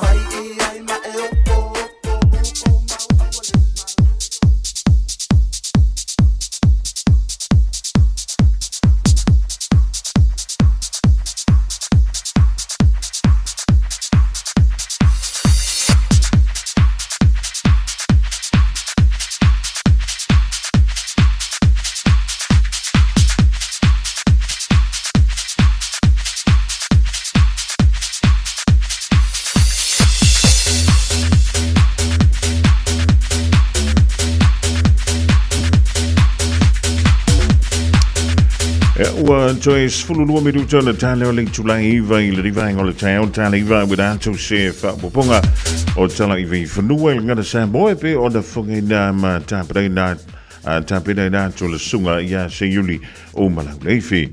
O le whamaratu mai le tautomala unanga le towhai a Tungisia e po le whianga ia lumanwai a Tungisia pi o Wilson. O le tautomala unanga na le Omega Cars i le lua se lau Cavendish Drive i Manukau. E alo fa pe mai ia e mawhaiona ia whiala la tūlo toa i le lua se lau Cavendish Drive i Manukau. Ia pe te walaua tua i le numera leo le ofisa le o iwa lua fitu fitu, lima valu tasi lua, lua fitu fitu, lima valu tasi lua. Ia po le telefoni fia avea ina le sunga ia Tungisia. O le olua tasi fa fitu ono, lima fa tasi, olua tasi, fa fitu ono, lima fa tasi. Ua le whaatalono ina leo stawa le whina ngalo iai. Ia lau sunga po lau fiong foi. Ia po o le tau a inga. Whaiwhone ngā i lunga leo penga te whai langi o leo Omega Cars.co.nz le sa ili mai stawa le mai le taupi tono. Ia ona e malanga mai eilea pe a whapea. E te le o nofo ia pe e te au mau. I nei au ki lani. Le iano wanga i lunga leo penga te whai langi. Ia po le lanto Facebook for Omega Cars.co.nz. E whai mai eilau whai ngā whiriwhiringa mawala wane. I numera nai pei ona ta oi lunga. Tasilima Ivatolu Amo Radio Samoa. Sful minuti o le tale o le tale iwa ia e whaafunga so to tungara o tātou tala iwa I whanua o le riva heng o le tai au ua whaise manu o le tai au le toi ina masilo o matua whaavevela le leo mukano manasaka kano a ngafi le ama se me o le angai ai ngoi fuala au o ringi kai au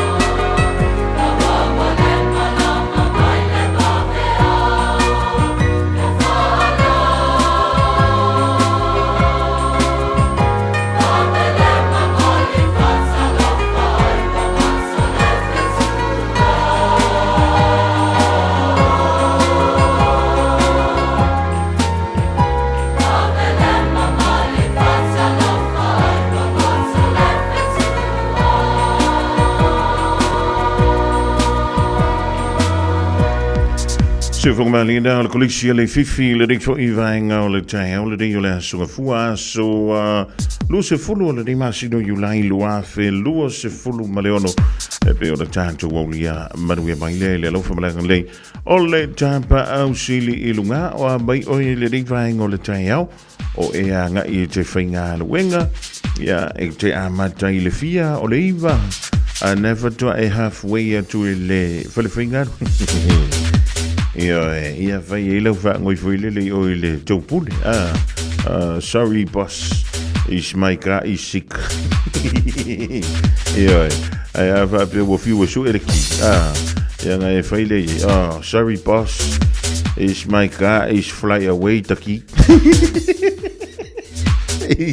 Ia fa pena na vai tai au fa pe ni wai e kele anga vevesi ele tape nanga foi lele o le toi foi atu meni o fa na wia onga ia wa nu le dalu wa ia so to na ia ia o fa pe le ona mau le le time e malo lo i le fali wa le toi va ve ala la wa sunga ia wa le toi va ve ola la o nga humu ia wa le ko e pakia pakala ngei kai ia a ua maua le tai e koma le ia ia a o le tai ia ia o toi foi ia le me masan le la ka ko aloi foi le sifia masina o le kwantalo no tolu e pe ona amatalia le ile so ia talo si ai o lo fa pele ona awina tu na ia tato walo ia ma tato fana foi ia onga ole nei ia songa fua o le mebi to silio na tawa o le ato to o le malo si o fana ia e awina tu ai ila to ila onga a faifo ia ele o sheki le fana ia e sili ele no fo le fan inu le fuala a ia ma wala vno anga iwa ile fo mai pa fa yo lo tinga ina ai won fo si ai avele a onga ia ai umangi wo ko ki nga inga fu ki ko ya lo au mai le fali ile ting me joy really mai ia le a onga ia o le timba inga na mo le diva ngo le tai au ai ma lo le on sai ma lo le laus ia ko fa pungangi le ki poki pa fa wo le nga umana wi ki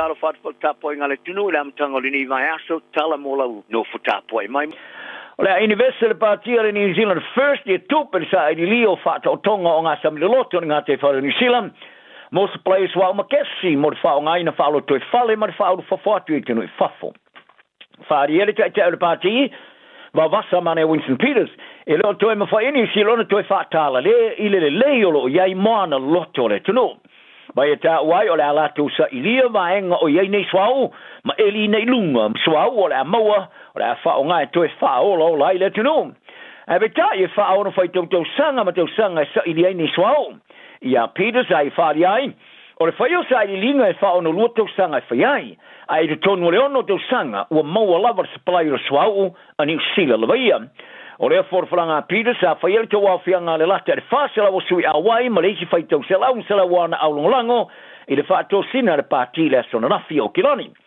Wa whaia fo i lea forfalanga au wha mauni e le sui te tai Shane Jones i lona tau vai mo le na fori tu malo Northlands ma Peters a i te ena le ngaru le whaatasi ma le pāti le leipa i le tau sanganei. Sa tala no ai Peters i le vave tele no vavai ese i New Zealand i le ato toa lea o le whaalongolango Ina se palai swau ma kesi mai tunu fafo ma ye fali ai o se tasi o atu ngalunga piro tele fa fi tau de fte ai ma le tunu o le malu pui pui lea ma le se palai swau ma kesi a le temene o minsta mo mo le parlemento New Zealand o le liune to va mo le parti le New Zealand first o la falia e la to tele furitua e la to va nga fa fai ai o la to parti sa furitua e la to O le minista mo le Labour Stuart Nash mo fai pule mo le National harete hi pango Brownlee ma Alfred Nangaro sa fa te sia jul fon tanga lon tosu toru fa te sanga ale New Zealand first ila sona naf ila stona ai e o kilani sauke tala no ai le to wafianga sa fa ilo Nash e nisho fai pule to lua fa maoni ma fa mo moina le Labour sa di le New Zealand first ya Rino Tirita Kene ma Dover Samuels sa fa le Nash O lona awainga ma le ainga o tirika tene. O di ainga se lua e mautule lango le leipa. Ma tūranga te hawa tuai o le leipa. O lo malosi lava le solo ia wowo o lon tino. E be lava o isi minsta mo moia Dover Samuels ma Shane Jones. E lato te litu o le leipa. Ai o le leipa sa furitua ia e lato. Wharia Nash. O le lato, o le leipa sa tu mo i lato e ngaru lue malosi. Ai o le temene o tu mo i lato e leo te tele atu le whai tio. Ma ia tau foi. O le leipa sa mo fausiaina se uai fale ale malo mo tangata no fai ar temine wala to puipuia i lato o lo telepea ni fale o tirika tenet ile ya wo ya tu to wa fianga fa ngol vaso ono se ma ftang fale ainga sa ye longo ile le Johnny Series fam tanga tu sia ele o tomo e mo par mene a elango lango i matau fa sisile le patima na ing fatino le efetau i monta tununga ma va vasa mane Winston Peters ma Shane Jones o lona wainga mo se lau pasene ai lana lango iai. Talo no ai le Johnny Series a whaari ai Samuels o le leipa ua maua re whaouru malo. O whaatinonga New Zealand mate tuino le fulu manulela ua wha solo se au wala sawa ina ua maua le matanga luenga o company au tu whaatoanga ma le pui ngā la au tuto me aula ma le sio mianga. Le Ministry for Primary Industries bo le MPI. Ia le aru lua o li poti o manulele mamate, ai po o manulele mamai.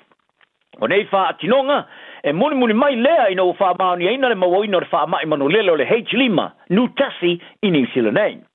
Sa maua le matanga ruenga, ia le se lau lima sulfito o li poti o manulele mamate, ai po o manulele e leo ato o toa malosi, i le astonai. Pe a wha tusen satu, i le na o le tasi e pe lua o li poti sa maua i le vai aso matu. Ai ui lea, o le fa poponga e le fa pere o fulu manulele ua mawai ni manulele manisio mata opisilia ma le fatasi ona li putiina wa ngaru lu nele mata ngaru ngal MPI i nei poti te siuma eloi pe ia ni mata ope toi faya ti yenso soenga fa ia ele suiso opo mata ngaru ngo o nei mata opo lo faya e fa sengana i le fa mo wa ave ia li poti silia man tolu oni mata opo e foringa mai e leo fale e leo ato toa ma losi ia pe o macho manulele o le manulele lo na lua sa mo wa fier flu o le manulele o le va matua le kahu sa mo le sfroile lata carton i wa rapa ma awina toa e fale mai pa masto north fa ia el tamata professor Chema Kioken o le University of Otago o ne manulele sa mo wa fia o manulele lua ai meola umamate mai fōringa mai sa maua i le flu i le aile ini manulele mamate o a fia i flu. Wa ta paina te mai taima tina Pasifika ni au onga sili atu lelei more ngasi ngasi o Kanesa ma ia tele atu fox Italia tau tuo so i fō maloloina tal whengai matu manganu. Isi sa ili ngo fō wa mawai ni vala tele o ieli sila fia i Kanesa e a fia i tina mata mai tai e ulama tangata Pasifika i tō tele atu e tau wa vele avenga mamafa i le a fia i Kanesa. Isu e ngana University of Otago sa whatala no ai tina mata mai tai Pasifika i wasurfa i te tonu a Aotearoa. Ina ia maua se marmalama sili atu lo ratu loa i Kanesa e a fia i tō tonga sao tina mata mai tai por kanya ecological cancers ma le tiro iai ini wha mua tau singa o ia Kanesa e a fia tina mata mai tai ili rumanai wha pēr masuenga e whaia iai. Wha lia le tustala si nio le suenga Professor Cappy Darks o i ungo nei suenga wa whailo aile maana o mio o onga silio na lelei mo soi fua maroloina. Ma ia tau foi o se mana onga i fia marmala mai e whaavai lungo o sila fio tinamata mai tai Pasifika o iei Kanesa e a fia tinamata mai tai. Whadia Darks sa lato iloina mai i whaamaunga mai aia o tinamata mai tai Pasifika te o vele avenga mamafo Kanesa ai patino le Kanesa e a fia tinamata mai tai pe whaatusit satu i isi tangata nu ese ni sila. Sa fia marama mafoi pe o le sa oloto ma le Kanesa. O le amfa e tinamata mai tai ona whailoina le ese ngoi tu aingo Kanesa e a fiai i o la tō tong sa. Ai pe mawhai foi ona la tō ta o tua ia i la tō. Po ai tu aingo tonga fitinga e la tō te mawina pe a fiai i nei Kanesa tau tinan.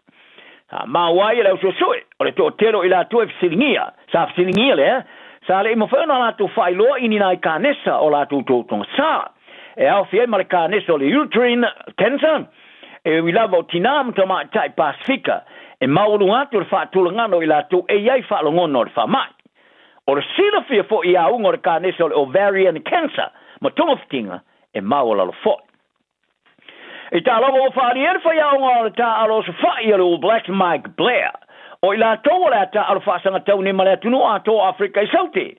O iai lona te tunu ngā tō toa o le ala tō whatuina se tala anga pe ata aloma Springboks. Sa whato ila lo New Zealand ia Ireland i le polostona i fast fulu sutasi ma whaawa waila la tō matati o le leo se whai ina Malaya Eden Park au Kilani te lumai le hawhi visalau iwas for far. Ma mai ai le vai mō le ta amarasanga le Nations Championship i le tolu ta alonga e manu malo mai. O se lato ta aro pita sili atu le ona lelei wa iai lalo te te ingat whaia onga Dave Rennie i le ono score sa maued peuli. O le ta aro whaia All Blacks a sili atu na sa ora whatinonga ai ui lea sa whaia Blair e tele lava se ta aro ea ona whaia lea. O Afrika i saute tolu whaia na man malo mai ta alonga tolu o le ta amarasanga le Nations Championship i le sasaina leo Engelani, Scotland ma Wales. E tari tonu e Blair, e mawhai New Zealand na mano i le latu malanga ta amilo mo ta alonga whai teuri e Farmer Springboks Afrika i saute, le champini lo langi o lo saunget iai. O lea malanga ta amilo, e au fiai ma ta alonga e Farmer au whai tu malo i Afrika i saute, Stormers, Bulls, Lions, ma le Sharks. Ai o lea malanga ta amilo a le All Blacks, o se malanga ta amilo mo mua lea i le atunu, telu mai le hafe i visalau iwas fuluono. Le sa fato a manu malo New Zealand i se risio ta along fai taulia ma Springboks i ele lavo Afrika Saute. O le awa toa e toa fasula wha All Blacks e malanga i Afrika Saute e wha iloa le songa fōra a saum. E peona wha di e Mike Player o le awa mai alavona Filifilia. E le tala ta alonga le All Blacks i Afrika Saute le ta alonga ma le awa Stormers i le aso fito au kuso. Se forutasio au kuso le ta alonga ma le Sharks, aso sumalima le ta alonga ma le Bulls. Lai o le tālonga ma le Lions, o le asolusfulu lima o kuso. O le tālonga whai taulia mua ma le Springboks, o le asolusfulu o kuso, e Alice Park i Cape Town. Asolusfulu iwa le tālonga whai taulia no nalua i Kings Park i Durban. Asolim mo se tema, le tālonga lon tolu e whai at Malaya FNB Stadium i Johannesburg. O na sifia tuaile i Amerika, i lasa sumale lua se tema mo le tālonga whai taulia mulmuli i Malaya M&T Bank Stadium i Baltimore, Maryland i Amerika. O le scores i le valsuma le 2 minuto talonga sa fiese fa mo ngona man sa mo se marmalo a tama wina le Romania. Yala na ulo ai mano le por tamar sanga le Nations Cup. Ili tosul valu tosul fitro score in Malaya Estadio Charrua Montevideo, i Uruguay le son lafi.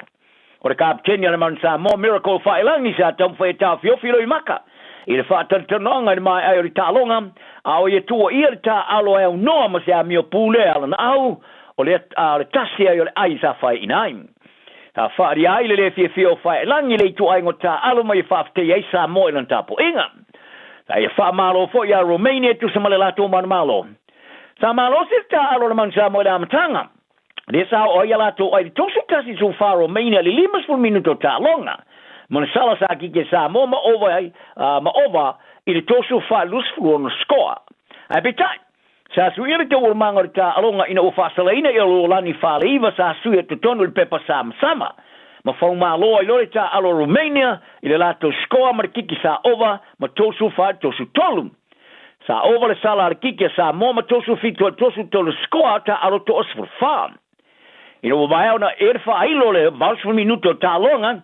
Sa ma wala vai sa mo le ava no e manu malo le kiki le fa for polo e petai. Sa lusi lo lato ta fio le polo ma mawai lo Romania ba fa wawai le lato was fa I score le vals 2 minute o le ta longa. Tala na le yaso ang le lazy ma ia manu ia lo was.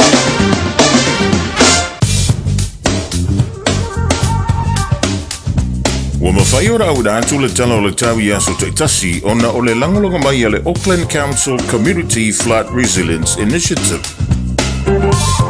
E toi whaatalo whaatu le rivaenga o le taia o le dawe whafunga I se whapoponga o tala I vei wharuara le tātu wala leo peo na funga I nātu e le sunga ia umalau se yuli umalau. E le rivaenga o le taia o talafou mai le leiti o whaava malo a New Zealand. O le was fululua minutu butene le tula iva I le rivaenga o le taia o iau te iele manatu Ua taunu o le tau telefo I le paia ma le manu le turu I ngā ruenga e pei o nā sāhanga I atu iei le rei taimi o le taiao. O se vainga nei le tātou tala o le tau e pei o rau na mai le lau fisa le vai tau mō lau si la fia I le rei taiao la songafua. O mei o le so ia o le I le rei taiao fa mei e ni si vainga le na Pua oa whaafua se ia lawa Ia mai wa mantau na kilia mai fo I le rei taimi o le taiao O wangai whaapelea ona tō uluwa wa solo mai taape taimi o le awauli E ona mamafa I nisi o no fuanga E angi manu mai savili le so Ia mai se langi mai le li tui saute sae mai taimi o le awauli O le mawhanawhana o le deia sangafua se fululima tikeri O le manu lui le poana nei e fitu tikeri E ngoto le la I le fiafiana nei le lus fulvano minute te ai leitu la e lima. O le venga mara soa tai ao o le au soane le la I le tai o le lus fulfitu minute te ai leitu la e fitu. O mai e a wawa ni siro whanga mai ono yeina I wanga ai le I malama lama. So vili angi mai le tui saute sa e wha solo I dangi mai lea I le tui saute sisifo I taimi o le a woli. Joy whaatalo whaatui Samoa I le rivaenga o le tahi au ma lo le ala usu Ia ma lo foi le wha ma lo si tuta ma whaiva o le amatanga o le riva yaso. O winga o le taumo Samoa wha mai o hau savili wha solo I na mano losi o le tua aloa savili mai saute sai. O lo fiti hai pēr Samoa mai au mai au marai timu e a fiai le antoro I nisi o taimi. Me tai o le tala fia ua whaale au ngā ina nei ia whautuanga mo savili mano losi mō lau whanua oma o Samoa ka I le lei. O winga la le tau I le sofa me o vitia se vaenga o le langi au marai timpopo o e iai nisi o no fuanga. O le venga mo a tai au mo Samoa le au vitia se vaenga o le langi au ma savili e whaatau tau I nisi o taimi. Tūlanga nai peori ei winga o le tau le rifo I vaenga o le tai au I Samoa. Whaatalo whaatue le whaia vale ia lai whare ava. Ea marisi whaia whaia vale o lilo mai ava a Roni. Pei vale le inga mea mausi kai uero. Usi kai lei o luai I oe. E le a inga o ki ngā hoka maiki. Faiste fuanga I tā pena I lau a inga mō lo longa. Tala noa I lau a inga I le mea I whai pe asi I tia le vai au tafo lo fali. Tu au me tā ua I sino fuanga saunga le mu. Ma whao ngā se a fianga o lo longa o tuanai. E whai ma le sona o le ona toe tu lai mai o ia fianga I lau a inga. Tanga I ane I le Auckland Flood Viewer a le Auckland Council. I lunga o upenga te whailangi. O lo saunga le mu I taimi o lo longa me mafa. O lo o iou lava lima. E Eva mai pea I the radio kasi lima I vakolu amo Au ngā tele sunga mo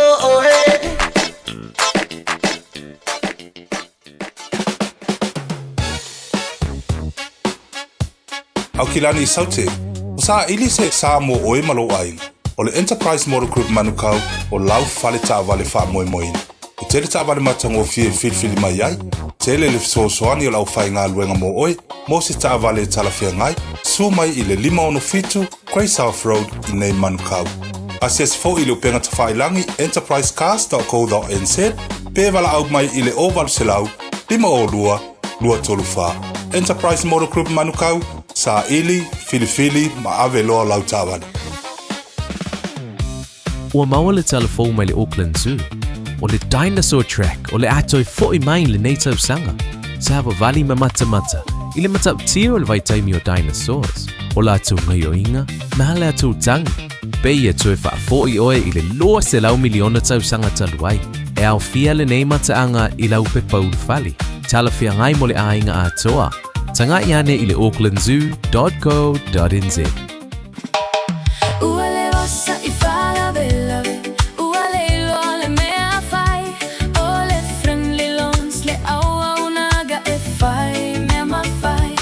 Le tamaitai o Agnes Dowers mua o le atau tua mo oi. O walu se lau fitu I vaiva o le tali o lo faa moe moe. Le Friendly Loans mo nono ngā tupe, Tuatusi, Loa Fitu D, Waiparera Avenue, Henderson. E whaingo whielo o langa, pe a le leilau wha aperitania. O talai na nei awanoa e teles talai I le Dynaspeak, mo a onga wha aperitania. A onga fua e ono fumau I New Zealand, pesi te seni New Zealand foi. O le a amatalia wasenga I le aso Lua Fitu o Iulai. A whai e te au Maui Hamilton, Palmerston North, Lower Hutt, whaapea Wellington. E talawhia ngai le Dynaspeak, e fsosoani mo oi. Wili mai loa le oiva, lua 55, ono fitu whaatasi, lua 55, ono fitu whaatasi. Betana I ane I le upenga te whailangi. Info dynaspeak@twa.ac.nz. Talofa o to finga le tau tala ma eselo fie whanongo le breakfast le Radio Samoa o te maa o nai.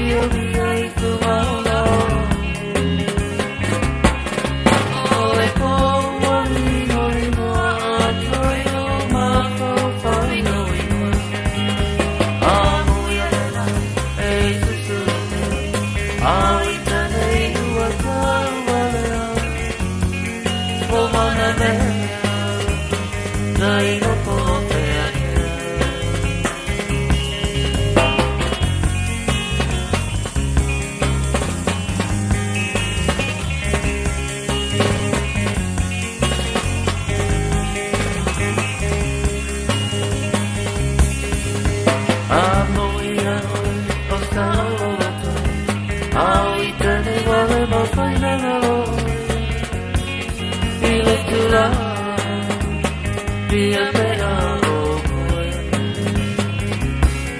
Tu ma mau Asio sio miei Tu ma ona o Io le po Ami mo dino Tu ai lo ma po Fai no ino Amo ya lena E tu su Ai te nei Ua tau wanea Lo mana mea Dai lo pomea Tu na mau Asio sio miei Tu ma ona o Le po Ami mo dino Tu ai lo ma po Fai no ino Amo ya lena E tu su Ai te nei Ua tau wanea Lo mana mea Dai lo pomea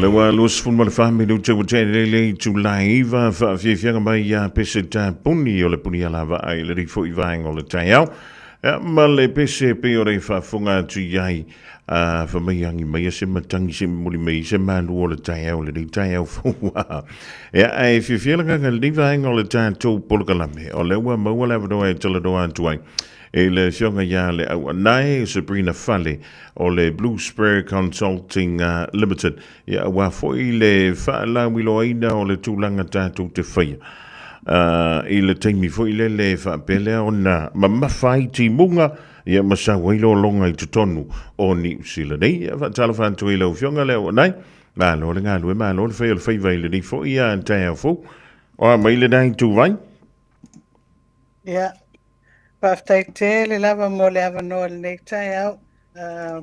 Ia mo foi ona si ile vi inga mal faftai le tua. Ia ilo na alofa wa pe wan tatou whiloa ia I lumonu ai le o tuonu pe o upo si o tatou atinu.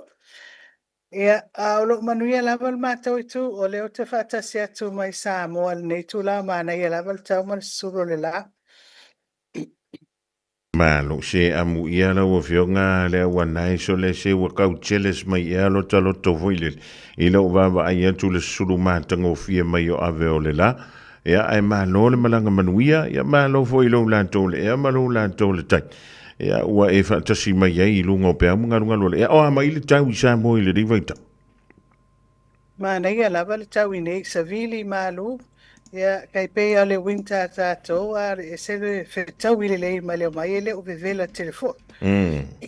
Ia o le metaua ia o le naua faila o fionga msui fo I le o tatou I dai le nei vaita ia wa matou ia o le usu markai o fa mai le kana fo I le fua vevela ia e nga o le fiku ati ke ri le manu o le tai o na le na ia e malo le malanga manuia malo fo I le on sa le wana em fio de sau no ai le ngal wenga le lo fe ngai nei malau company I to tonu o New Zealand nei wa fo I le la puta ia le o ia manu le tanto o to I taimi fo ia po nga yo inga e fai I taimi o mai me nei o lo longa ma lo vai ma timunga ma mafa e pe fo na fa ti ai ia ni se pito no o New Zealand mi se tanto ia kilani I tau sanga o vai Ia, whaftai tele lava se manu mo le fesili. Ia, mo pea ona whaftai atu le, o nanga le tio Samoa. Whapea ena whaipa anga ma le Auckland Council, me se lava le Healthy Waters, pe o se department lea, po se mtanga luenga I tonu le Auckland Council. Ia, o la tau lava ngā luenga I fito tonu lea mo le vaia mo meo o storm water. Ai, fo ie e pueina le lunga e paulunga o lungo fale alu lalo mo drains Ma la tola na le vai le le nga solongo nei ala vai ia le polokete lo ngalu e pito fatino tonu le ia mangele ele tau na ina tulanga na faina tele ai mangele lo longa mamafa le lua fe luas ful mal tor ia o lo fanga solo ai la termine se nga luenga vole tau longo fa manatu tatu tangata ia nofo sauni uni a watatou te nofo ai se longa lava tupu se fala velave po se longa mamafa po tulanga fapea ina fto atatou ngai oi lea ai pe o se ngaluenga lo tamfail temine ina ia tatou tamfail lava I ainga Pasifika I mangele ia ona sauni uni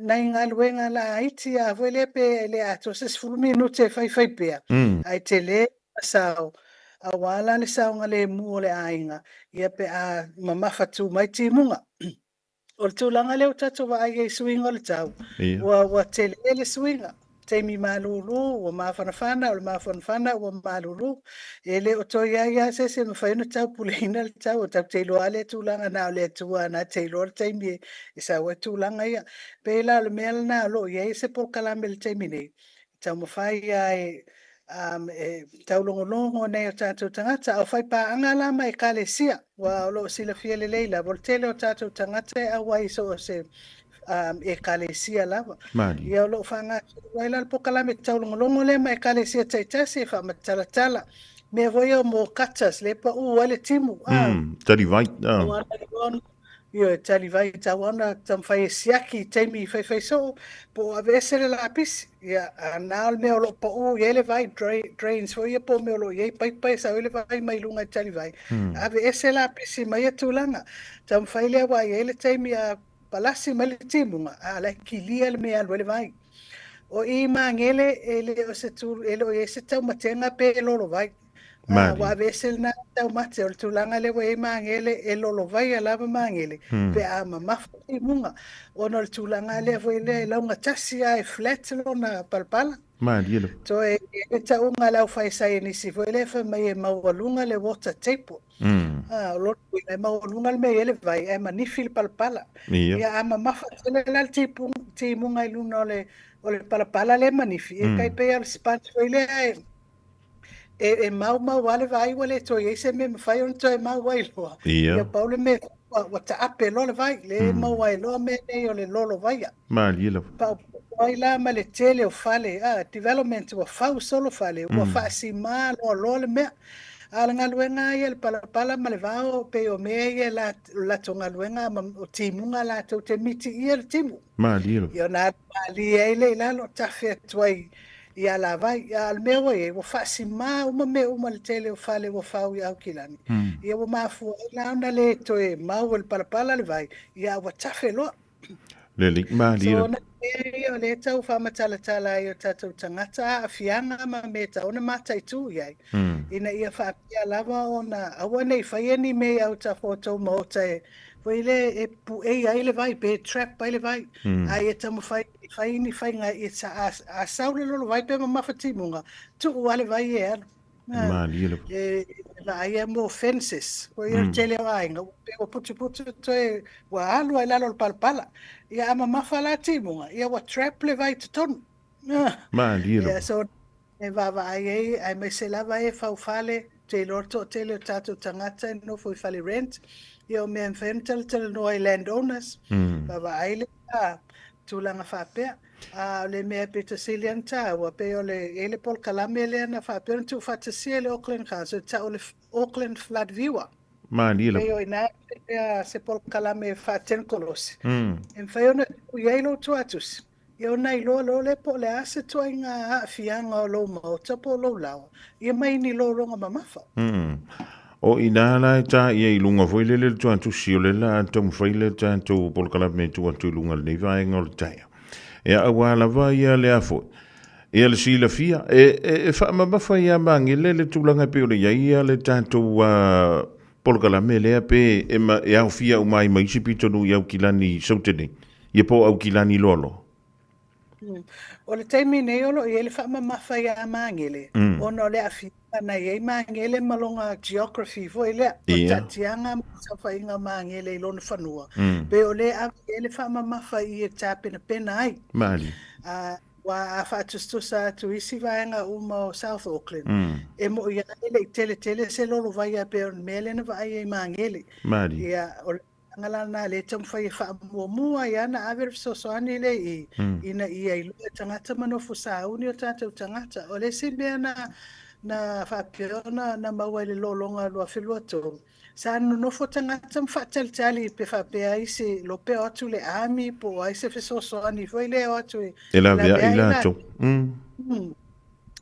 pe la ni simena le fatal no el termine o le saunga le mu lava lo ainga e yo lava o lava lima yai a wata te fala ngolango is pe ona tape na penanga ia e tamo fai ina ia fai titi ai le afianga o lo longa mamafa ma tamo fai a tape na penanga ai fai a plan sale ainga ia okay len to vai e ono lo vai I pe atalta to atu sil flood viewer e vai atu saule vai malepa wai atanga I lunga le flood viewer o lo sa wele mai e ia fai longa na tau mai a me tafele vai lo me na te ia e malesi me fa mai e tafe atu vai to e ono ye la tu le vai lepa ele e tuai le tafe ese o no winga le tauna fai se plan ale ainga foi le a o lo ile tu nga ma fa na timunga ia wa kaunga I me va fa ngo ka foi le wa ta tauna va veta pena ese male no fuanga le ia pe a fai wa antola a fai tu la nga ile tu la ma fa timunga oi tam fai na fai fu fanga va pena a o lo taimi e wa 12 la au o timunga mamafa ia le wa ta ona I lo o anti la o man rascal po I man rewa po fea le tau te fa mau tu ai mo sina taimi se te atu mamafa timunga Ai tau fo na tau ya anti ma uncle. O le to te atu. O isi mena na mawar na vai tani. O sau fo complain na antis ma uncle. Fa mol so ni mai. Wake ia le wake ia le usa ka wa ku fala vela vele ka ria ke fongi ia le wake i wa ku mai foi. Try na va pena tato te tali e ai. Ai au nga na fai o tele noanga. Ia va ai me ai tu ai sa o ma ave el falo ti manco. E so ele fai nga me ai le te mi o lono no foi. Ia tu uni na ia afu pe ai o falo anti manco. Wal te me te o ma tu o tu le fara singa tale ala ai me ta na matu ai. Ia mata ma faima o e asi anti manco. Ai le fa pe foi le che longa e lolo vai fa qua o ia io. Wesi mea na va ai foi e kalesia voi le vai e kalesia ma falsa. Ele ono lolo vai. Fai ona fai kalesia se me fa pena mo la tu tangata. Ole wingo la so no nga le wana wo la fa wo e sa no. A what te fa tali se declare state of emergency for kwa ka komingo ya. Esa ole leia, ma le se mea ole state of emergency. E usually e declare. Pe o se fa lave telefono na fianga. Ai ya ki gato penea. Ai fa pe te wo mama fatu na se rolo ngai mangele. Ia. Ele declare se state of emergency me ila to fa lo tule tala langa. Ai e ma fai lava ile ainga ia. Ia. Ona fa ngai na to fuanga. Pe ona ta se le fa mama fal tulanga le o lo sanga le mu. O yo lima. Ai pe tolu aso fatoa mafai ona fa mautu mo so andi el malo pe o le Auckland Emergency Management o isi va uma tau fa mautu le tu fa tasio la to o nanga ia o nam fe na mo le so ani mo le stamina a le taimi tonu la vo tu quel fa lave e le taunta to vili Auckland Council pe a o le situlanga na o a pe wa lolo vai to no lo mauta ona au ta fo lo fa nua ono le drain. O le mtawhai oi na oi. Mea o ngā ilo ka ngawele kilia ese le lapis. Mari. Vili le pa sa wewa aipe a whape wa ese me a mata na poloka. Fato am whai na vili le Auckland Council le ato kilia se flooding foi lea. Mea whape o tu ane no whanga whai tele. O i ngā o kwele le Auckland Council e vave vili. A o totonu lava lo maota e te vili lau plama. Mali. Taona taimi nei wa taona ese plama e te iloa fa masani mai lo le numela e lo mai tamai tipo ai lava le fale na vili e ato e vave ona kilia se me o ona poloka ai le tulanga e pe ona i melna e te le au ese no foi fa pe fa mai o le Auckland Council mai e fia tangata lo no foi au kilani o fa e over ma le miliona a tupu se Olo no winga oko kai milionga umal neta fai vili ai le telese o anga pe le mel na ta wa yal tu le fai ta to le mel fai ta to ta pena bol sanga le o ta to ainga me mo mali o te fa sa ola so no nga le ona ile nga ole o vai tim tu na le na so iti munga mafana nei Michel Pito no mangi le na so ta ye to le Auckland Council foi le inisio mata peta o tangata yen tala no mai fa mai o ma ko wori e malanga mai la loi Wellington e malanga mai fe tu so le wa au mai foi le council to tonu tangata ni ia ona wo uti tangata fainga luenga foi le ona ole pis e sa o la la sa dong ele ala ko le ami foi le mai o fa fo fale pe ava pe nga we ka ma le mo le vai o ko piko ele o le mena o e tapena ia se ivanga nala ia o ye se tulanga foi le wa makwa ke le alfa le tu ia ta te fa ta itale ona pe o ko i ola ai poloka ia wa pe ona mulima wina ni se pitonu ia le tulanga foi le wa poloka la ka ko drains poloka la drains o la me tonofa poloka la drains si fa foi fa no fai tele le po alava ia o mela tauna vave na longo le Auckland Council le mai kiria o le mtafa yoi na le Auckland Council. Ava pe fo ese se wafla a faina le ola. Wal tele au isi vili na vili atu le Auckland Council le tau faola ses. Vili sa o tasi o le mtafa yoi na mfayo na fasino o le leo por vaenga foi le emergency. Na meia te fa matala e tato ainga o le taimi uti o le fia mau o le sosoani. Ia i loa vaenga tonu e mau ele sosoani. A fa peolo yese la faina leola tas o lolo vai no fanga faitele vili le Auckland Council. Lolo vai tonu lava lo mota o le matafa oina o e tam fai fa mama e ia isi ainga e saule lolo vai ono la tua oi.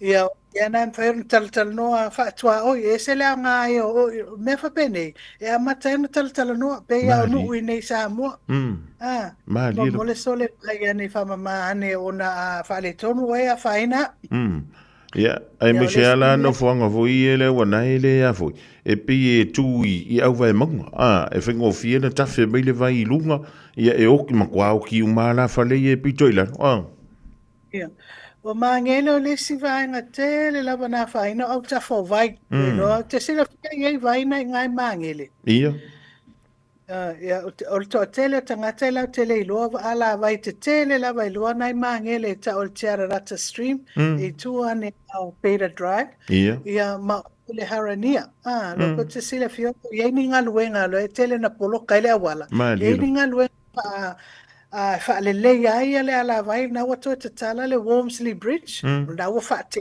le wala ona sa la titili mo le ala vai ka o le culvert pionai fe mai le vai le and what ilano o bridges ia like tit be ol na tu wai na tafe le vai le sami madi mela na la ona fa la te tele mena ia wale fa o fie ona tafe le vai fafo ale mesa mautino fo sai lo el tenitona e se le fa ala pisio tangata i ala vai nei so e fai ole la aitio le ala vai nei ai so e tau ai e tono moenga o troli o pachavale o isi mea o lo fa peona fa matala e tatu tangata ma ia mese lava e ala lai mangele a tau va ai tau watu is fa mole awal fa lapis wa ia o fa lapis a tuta ia lo le lo vai ia Paulo me fa ia vai o pa ia tafa a fa ina mai pe o male lima se lau fale au tafa ala vai nei na oso ele vai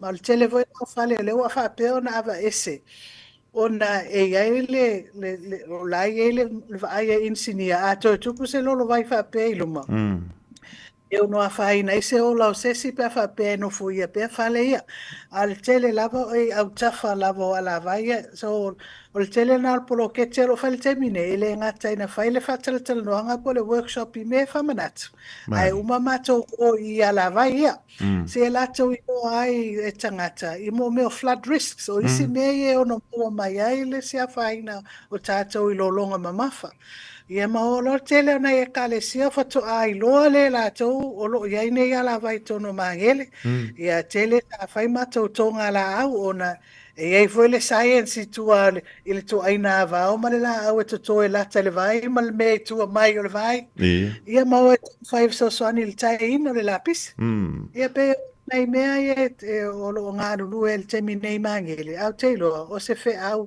ma se whamanatu e au ngā mo tatou umalawe au kilani po New Zealand ato fo ona o le ngā ma o le tau o lo e le te minei ia wale e matua le iloa lawe tatou whaawastenga Ea, o lewa silsila ma tanga i atu ele tātou tunu o lunga o le tātou screen i le teimilti. O nau atu ele website na le Auckland Council la Flat Viewer. Ea, o nala i ilo na vaenga na le mwhiona e tango i tā ai tuto. Ia loutu atu ona e sila fia ila ia lea. Ia po le alko e ngā risk ngā i le tau pitunu. Ea, misela wa tātou o lo ala lama pampa au i nā i mangit. Ai po ngā whea na e tawhi mai e le vai. Ia ma tapena la wale tangata ia lo na ia tawha maut. Ia malon tawha la o i fui e lo raka ko maari la wanai. O mai le keimi o lolonga. Ia o la ma kua se kia ma laulele ia o na tawha mauta. Ia ma o na tawha la wa fui au i fui te ilo al tangata. Ia ngā le whai ala me fui le pe le whai e nisi fui e le mwhiri makeki. nga umanga mafa kongi faf a fa pena foi la wola i lo mauta polola o longa wing e polo kai foi makako ala va ia wa nai tafeanga ia tanto la pisi foi ia ai tot eu leva venga ko wa fa mal me akele ri male ma o ka for faleri o ngai le mfinga fa ai o se futu anga ta o telele mo le pa ia mal mal o tanto tu ia me so no nga mo le muli to lunga tanto filo ingal ding ta o le ona. Ia, whaftai te lau se manu e sel tā o le tau longo lava e pule lava staf e le lao o lona va. Mali. Ai o teilo a tātou ngā lue whātas. Mali lo. E tātou te tau ngā le mu whātas i uma lava. Awa e si lo tangata whātala le. E ono a whai nau mainis e lo pe tupu ane se tulanga whapea. Ai pena o se tina po sta matua e whainga tāo na piona ave e se mai mauta. O le mele se le tāo ai o a inga o lo iai matua tausi. E a mata tanga i me whapea ina ia vave o na o ese pe awa ai atu lo wa mata tele mai timunga. E ilisi e kalesia sa whaifo mata o whatita inga le flood viewer. E ta atu address for mai le se kila mako. I assume out role mea. Eva ai le au tafai la loangi. Oka e le pai. O lona wi. Ia so me fa pena o fesili o le ala fa pe o le ia au tafa uma malalo mai o le faina. Le winga le mea. O lona winga e on coloca o tonu le faina sa fafo. O le tal no fa sa emergency kit. O ni fan vai. Ni nai mea ai tu pa. O first aid. E tu lo mauta. E mwhaiona e tapa ia wā ia ngā se senga māsani o le ainga. Nei te ua umia o lolo whaia i whainga tāo na sāo atu ta wale wā e tamo whaifo i whamolmole. Wale mele tupu ele me o le tapere pena ti nāna wai atu o lolo whaia alala alu ele ta wale.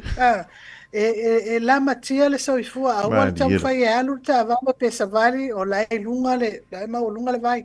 Wai te wai atu pe e papau. Ia ai le loe oe ia mo meo apa ma ai to e fai asi vili o tamai lalo e ono la ve ai oe ia na tele foi le isi me fufulu o le tau fai fa sa ia le vai nga so ani mua mo tono mana miel so ani mua mali era so e selfata wai le vai ole flood viewer e assessa e oe risk po le ale tulanga yo no o ye le afati o lo mota pes tulanga fa pe wala ta tu lo address pe le sekia ai baba ai ne yo o tafa tostoso ne o tafa il fale o lo na la ta tu pe o le sekil folo o le fale o lo ai le lo ai fale o lo mai la supply mai sime so o fe awaya ta pena lava oi awate tu lo saunga le mu ele ai se mele anga ele mau luma le mer ta pena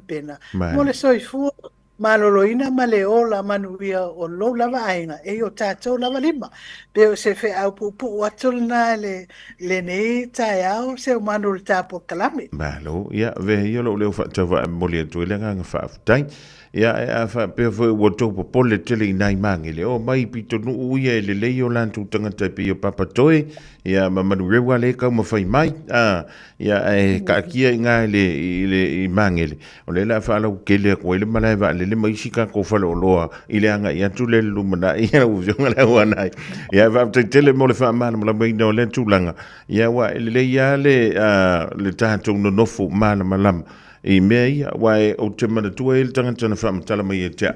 Ua laki le vave atu le fale o le toi ina male lo matua le lolonga o le fale fo ngā fale lua.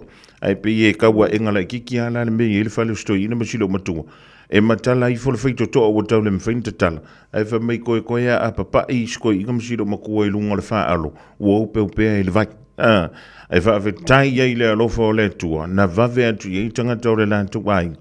Mama fai ona ave e sea mai ai ta ita ia le awan wa kuwai kere le kai sa ta ta wai le amatanga foi lele e vai atu lo wo si lunga le vai o le van kaunga bingo i se malfat o me la vai e matala me na wo fai ele flood viewer ya flood viewer ta yala a wo te fa lango ia ai te tanga o a maton ta pena e stava na ve selto ina malo matua Aua tātou te tuu foi le se i mamafa se i umilea. O le si mea whakolongo le Radio Samoa.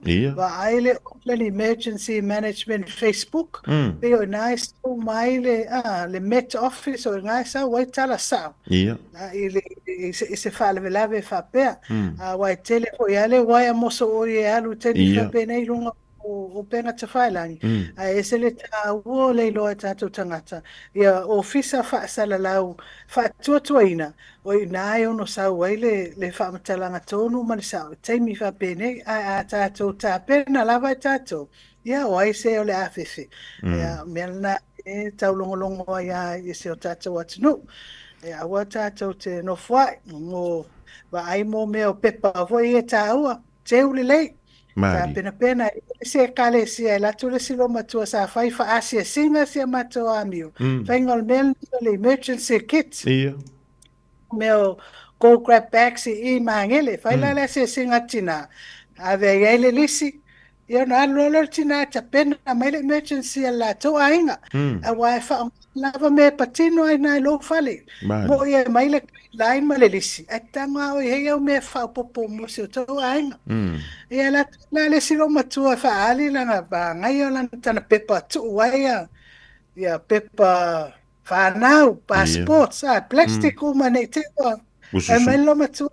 Ai o to lua le to ina mai o le fo ia I mal pepa fai poi por to ina lon fai poi ponga mo la tau silele sto matua lon lo ia tali ia fo ia lo matu ele fai ngale assessing but es mana yo le concept le o tau fai ai una e kale sie pa e fo fa fenga mari tele na matina o mele le ia farsa ai a pa fa mati ai alu ai na taitas mari lo ina ina ngangale no lola e siaki po tu mama wai e ainga ele lava le aula aiti foi le fai le mea ala ele ma so le kalesia fai no mai so soani kilia fa mama uta fo olmele ave el tato e kalesia so soani mo e tato tangata ia fai fa asia singa lole ia meio emergency kits ole na ia le aso le kalesia metisi mangeli matua fai mai pea matoninga ainga ile mimita foi le masisiva mai le faalinga la to foi pusa e tasiala ainga lo matua sa malana pusa ele tu spa ia to tonu o ata o fatu fa fenga na le pawala le mamo sa ole no ilo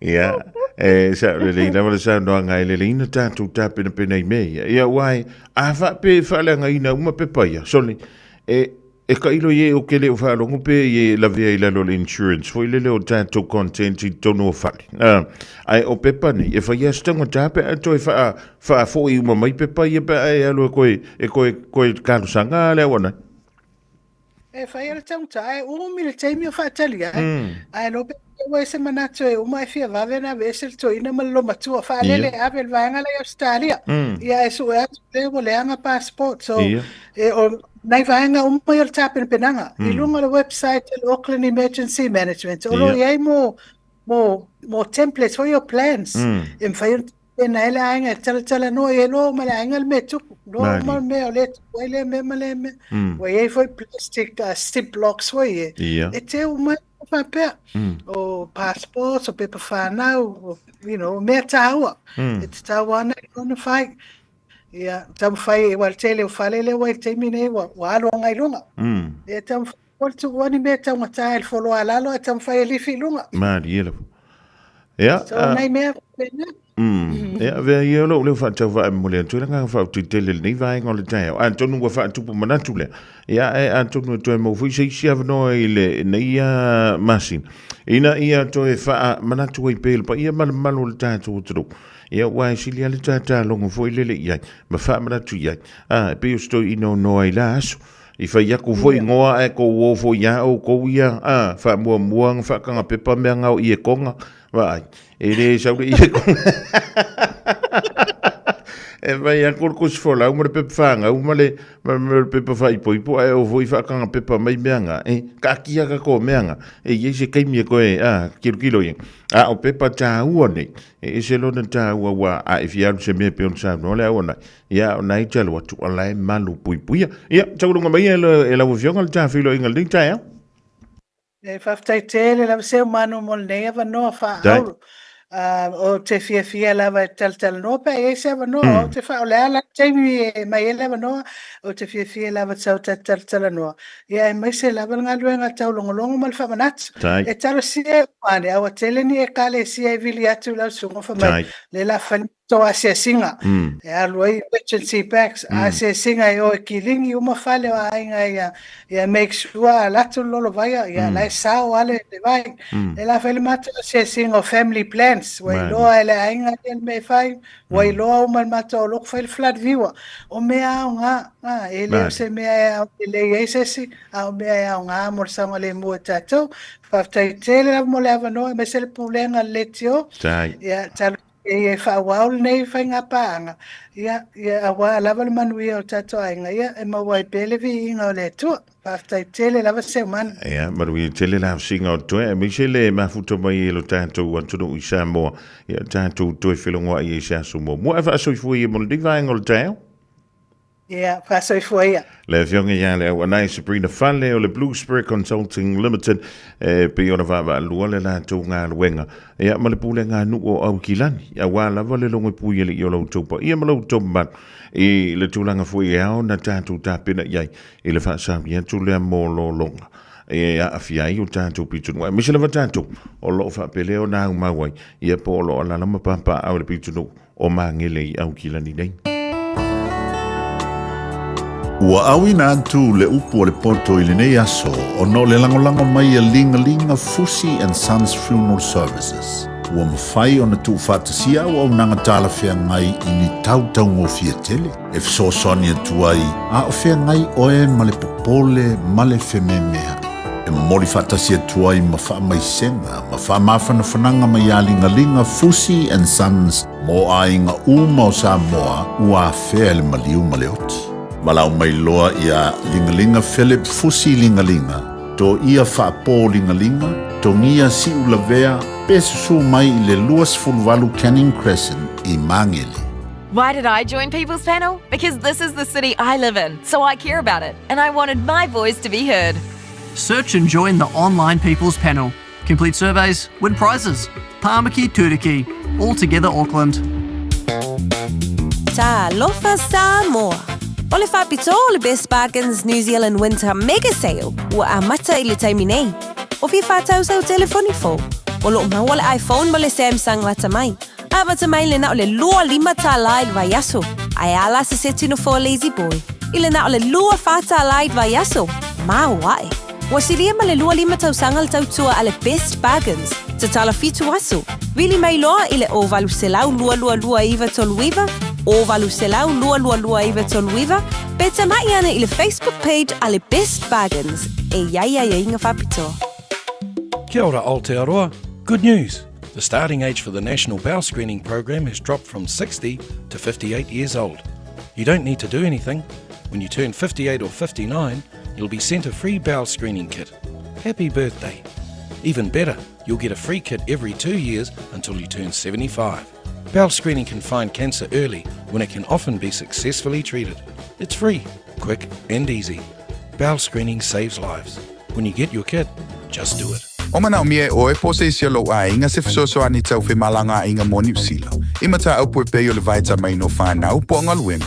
A whai lau tali o le ioi, wala au loa Ken Fernieho o le Fern Immigration Services e iaila na laisene, ma o silia ma le se 15 tau sanga hola na tau tua. E toa tele tangata o fisoso ani iai Ken, imata au pu tau whi malanga a inga, e awhia imata au puna o atu le tribunal, ma apili le minister. Tanga iana e le Facebook, ma le upenga te whailangi i molimau. Mo nisi whamtalanga, wala au mai le Fern Immigration Services. O luatasi, tasi lima tasi, o lima. All I hear is Radio Samoa, Radio Samoa, Radio Samoa. Tasi lima iwa tolu